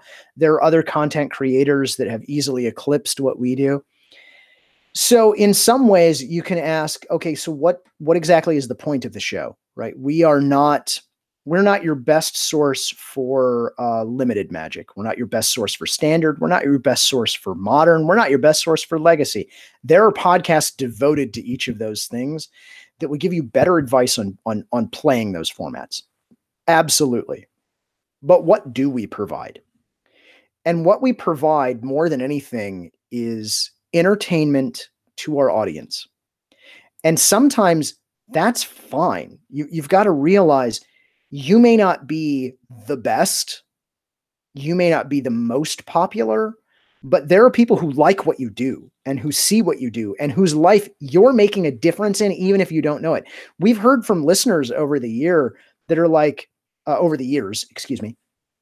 are like, man, I was in a really dark place in my life, and one of the things that kept me going was I listened to you guys every week.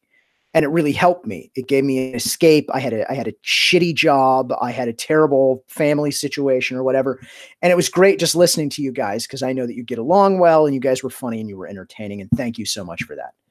And those things, much like finding those one or two students that, you've touched, those things, you've got to realize that for every story you hear like that, there are probably dozens that you don't hear like that. Right. And so if you're making something that you enjoy, chances are there's someone who's consuming that content who also enjoys it. And so you just keep doing it. You keep doing it because it's in your blood, I guess. Maybe it's a part of who you are. Sure. It's like teaching. Teaching is a thankless profession overall, by and large, is poorly paid. The fringe benefits are you technically get your summers off, but you can't take vacation any other time, which is weird, right? Because a student can skip a class for a day and no one notices. Sure. I skip a class for a day. That's kind of a problem. And I have a real awkward conversation with my department chairman. I don't want to do that. So, back in my old position when I was at UNC, we went to PAX a lot more when I was back at UNC because I wasn't teaching as much. And so I could skip out. I could fly out on a Thursday. I could come back on a Tuesday and everything's fine. Yeah, this year we had to leave PAX early. We didn't stick around for Monday because we couldn't, because I had to teach 9 a.m. Tuesday. Oof. And there literally was not a way to physically find a flight that would get me from PAX when it ended on Monday to that class earlier than 10:30 in the morning. That's an hour and a half too late. Jeez. So we just had to skip out, right? Yeah. So, you know, you do it because it's what you love, and you can't help it. But it's still a beautiful thing. It's still an enjoyable thing. And I don't know that I would trade these years worth of podcasting for anything. I wouldn't trade my years worth of judging for anything. I don't really judge anymore. I refer to myself as a retired judge because I've stepped down because I don't have a local game store anymore. Sure. You know, to circle way back to like one of the first topics we talked about tonight, local game stores really are, I still believe, really are the lifeblood of what makes this game go. And without a good local game store, without a good community in that local game store, everything falls apart. And I don't have a good one anymore. So I play way less Magic than I used to. And it's sad. I wish I did, but I don't have time and I don't have a place to do it. So I get my Magic fix vicariously through Monday Night Magic and through looking at tournaments and through saying silly things about Legacy. I feel that kind of correlates. Now I'm self-conscious if I'm using correlates correctly. It correlates, right? Because you know, when there's a very finite amount of time in a 24-hour day, and when you're putting so much, like you said, not only editing or posting or researching or you know, all that stuff that goes with what we are doing. Even though that's kind of why I went to this live format, because I love the live format and I just feel like it's better and it's raw, and that's when you get kind of that's when you get the realness of it. Sure. So that is great, and I feel like I'm competent enough to do that. But it's also, you know, I have 4 kids. I have a full-time job. My wife works a lot, and there's only so much time in a day. So yeah, if you're doing this seriously, you're taking that time from somewhere, and playing Magic is usually the first thing to go. Yeah, it's the thing that suffers. You know, it's like I don't know if it's still this way, but at least when I was judging heavily, you had these 2 kind of demographics that you were seeing in Magic. You had the folks who were kind of high school, college aged because they had the time and just enough disposable income to play Magic a lot. Then there was this big gap in the 20s. And then in like the mid 30s, you had this second wave of people who were coming back to Magic, having been away for so long because real life got in the way. And only now have they gotten to the point where their kids are old enough that they don't have to look after them 100% of the time. And they have some free time from their job that they can get back into it. And maybe if they're lucky, their kids are old enough that they're interested in it. Sure. So you had these kind of it was kind of a bimodal distribution of Magic players that you were seeing. And I think that definitely happens, right? When real life comes knocking, since it pays the bills, you're going to cost money. Yeah. Yeah. Oh, geez. So, I mean, just to kind of put a close on this, because we're kind of at time, unfortunately. But what is the future for content from you, from Cluyze personally, and you know, Monday Night Magic, all that stuff? Right. So we have no intention of stopping with Monday Night Magic. I think we just concluded episode 626, I want to say, somewhere in there. We're over 600 now, which, as Chewy would say, is not a small number. We have no intention of stopping anytime soon. The format slowly has evolved over the years. I've honestly tried to get us a little more away from, and I don't know if this is mirrored by what the community wants or what our listeners want, but I've tried to get us a little bit more away from just reading deck lists every week, because I think that there are better podcasts that go more in depth to that. And I tend to more think of us as being more interesting when we talk about commentary on the news, what's happening, to bring some perspective to it. So I think that's a better use of our time, but that's just because it interests me more, quite frankly. So the 3 of us are likely to continue to do Monday Night Magic for the foreseeable future. I have high hopes that random discard is not dead. I need more time, but as a question, Cluyze? Yeah, or? as I find time, I'll bring things in. But it has to be topics that Rich and I care enough about to sacrifice the time to make those episodes.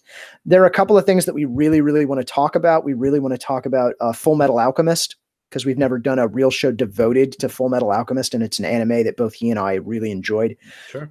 We want to talk some more about BoJack, because we recorded a fantastic episode about season 4 of BoJack, and I don't think I've ever posted it, because we made it and we're like, this is really good. We should do one on the other seasons.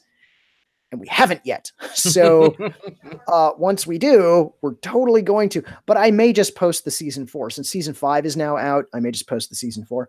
Sure. But it's I think it's kind of going to be one of those things that when we find a thing that's interesting enough for us, we'll have a batch of episodes. And when we don't, we won't. I recorded a bunch of audio at PAX. This just PAX that we were at. And I'm going to put together a piece about PAX. But it's going to be a couple of weeks before that happens, if I'm honest with myself. It's kind of like when Chewy used to do 3 questions when he was going to tournaments a lot. And he would have a 3 questions and it wouldn't come out until like 6 months after the event when it was recorded, because he was doing so many other things. It's kind of in that situation right now is what I might describe in that. There are other shows I've thought about doing. I've thought about putting together a science podcast, since it is a thing that I feel very strongly about and I really enjoy. And I like to teach. I like to expose people to science, in particular to astronomy. But I don't have the time.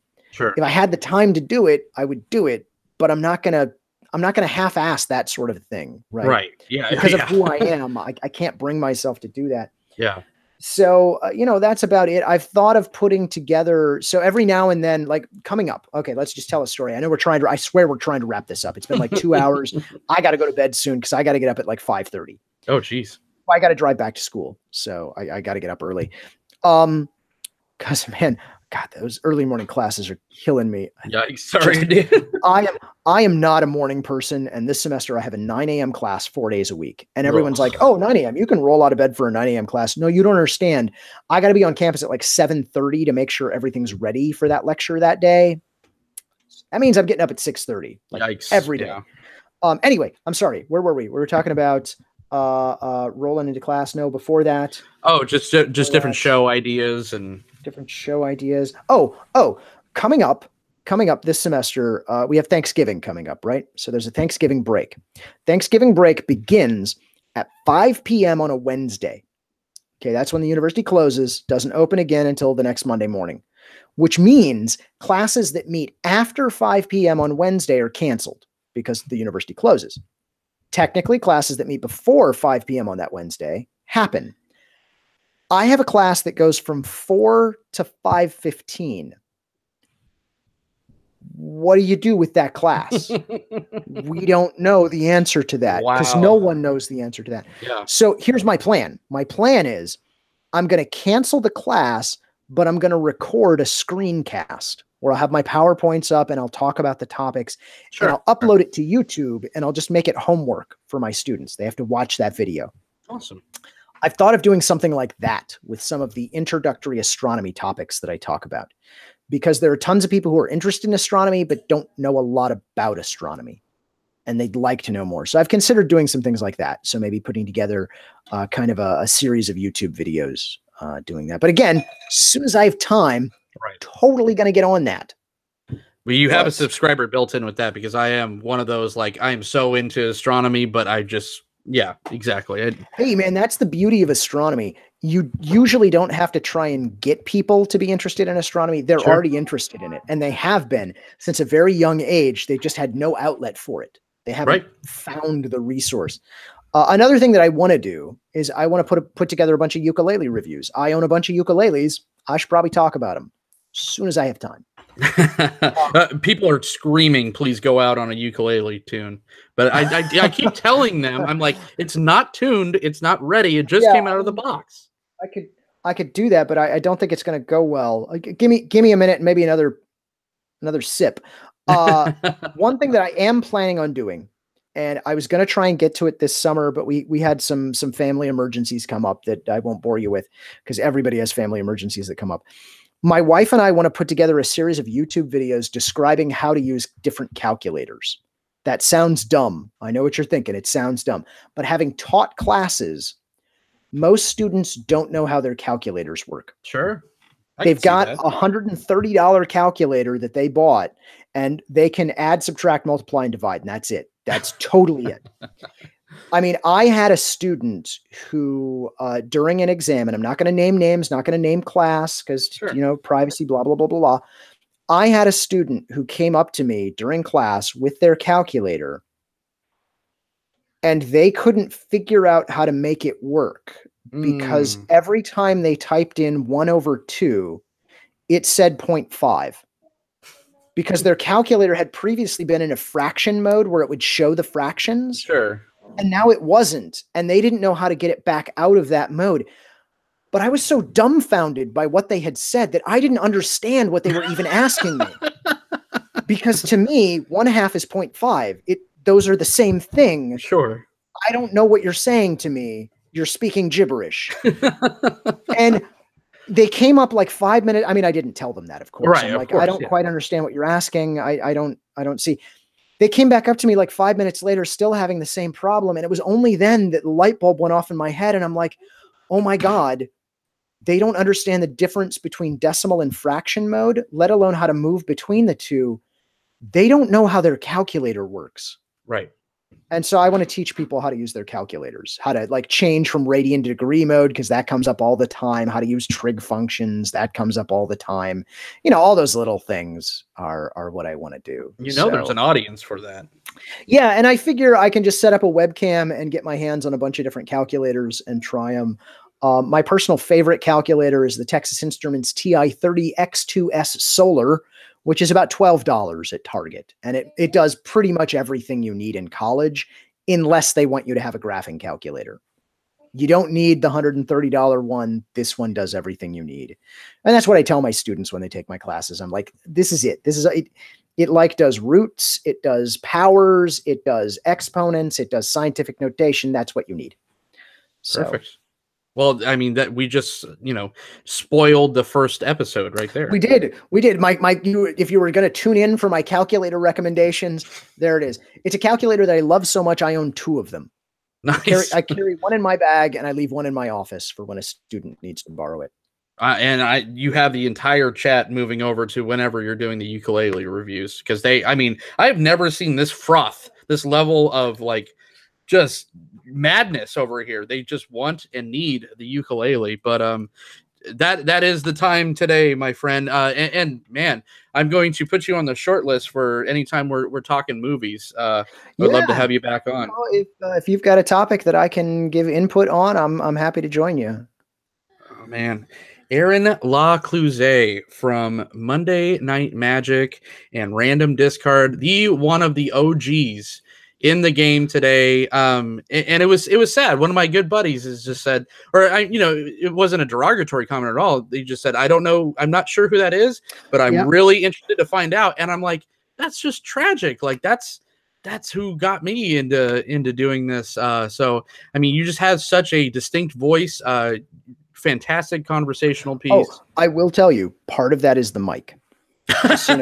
Although here's a funny thing that happened to me early on in my career in Monday Night Magic, and then we'll wrap up. I swear, I've got lots of stories. I'm sorry that I got lots of stories. By the way, some of you out there who are watching live, they can see me, right? When I talk, they can see me. Yeah, the listeners. So you may be wondering about the bow tie. Yes, I wear bow ties. I wear a bow tie every day. Yes, it's a real bow tie. Yes, I tie them myself. The bow tie is a hit in the chat. Yeah, and this one happens to have constellations on it. I don't know how well you can see so it. On theme. I love it. I woke up this morning and I'm like, hey, I got to wear a bow tie for the show tonight. I'll wear the constellation bow tie. Anyway, the mic. So I was at a tournament relatively early on in my Monday Night Magic career, and I was still judging very heavily. And I was starting an event, and, so I post the pairings and I shout out players, pairings for round, blah, blah, blah are up. And this guy who was walking by just stops and he turns and he looks at me and he goes, "Are you Cluyze?" And I said, yes, I am. And he goes, "I know your voice. I listen to Monday Night Magic all the time." So I would occasionally just get recognized by my voice. That's awesome. Which was neat. Isn't that the greatest feeling ever? It is. And I like to think that I have a decent voice for radio. and a great face for video podcasting. I have a face for radio. No, it works out okay. Ah, you're great, man. The OG professor. Here we go. Here's the professor comparisons now. The chat. Well, they said that he stole your shtick. Oh, no. Look. I don't have a copyright on any of this. Okay? It's all for sale, right? This is just who I am. Yeah. If he is similar, that's fine. That is perfectly fine. I like the professor's look. I like his work. I think he does great stuff. Yeah, I just think more people should wear bow ties is what I'll say about that. I agree. All right. Sir, where can everyone find you? Okay, so places you can find me. So, of course, on Monday Night Magic, which is on mtgcast.com. You can also find us live every week when we record, usually Monday nights at approximately 8 p.m. Eastern at twitch.tv/themanapool, because Chewy runs the stream. So it runs off of his stream. So the twitch.tv/themanapool. You can also find me on my other podcast whenever it gets posted, and that's at randomdiscard.com. And you can find me on Twitter. I'm at LaCluyze. Normally, I would say spelled just like it is in the show notes, but I don't know if anybody's going to read the show notes. So here, I'll spell it. Spell it for you just this one time. You ready? So it is at LaCluyze, Z as in zebra, E as in echo, LaCluyze. LaCluyze. And that's on Twitter. That's probably the easiest way to reach me is on Twitter. I'm on there way too much for it to be healthy. Right. That's a whole other show we could talk about. Yeah. Oh man, Jesus. Boy, could we. Yeah. Boy, could we. Yeah. And you could, again, thank you so much. Also, go check out cardsphere.com. You want to buy, sell, trade. Dr. Efren says it is the best place, and he's the boss now. Congratulations again, Efren, for your promotion to partner with Mr. Ted and Michael. Tune in next week, October 3rd, for 10th Street Hooligans. Zuby is making his triumphant return to the cast, along with Mr. Coach and Johnny Slivers. October 10th, in the next Hive Mind, I will spoil right now. That's going to be Olivia Gabier Hicks from you. She's a famous cosplayer. You also know her from she was just on the Command Cast doing their with Josh Lee Kwai doing her their spoiler card, and she was just on an episode of Game Nights as well. So that's going to be a ton of fun.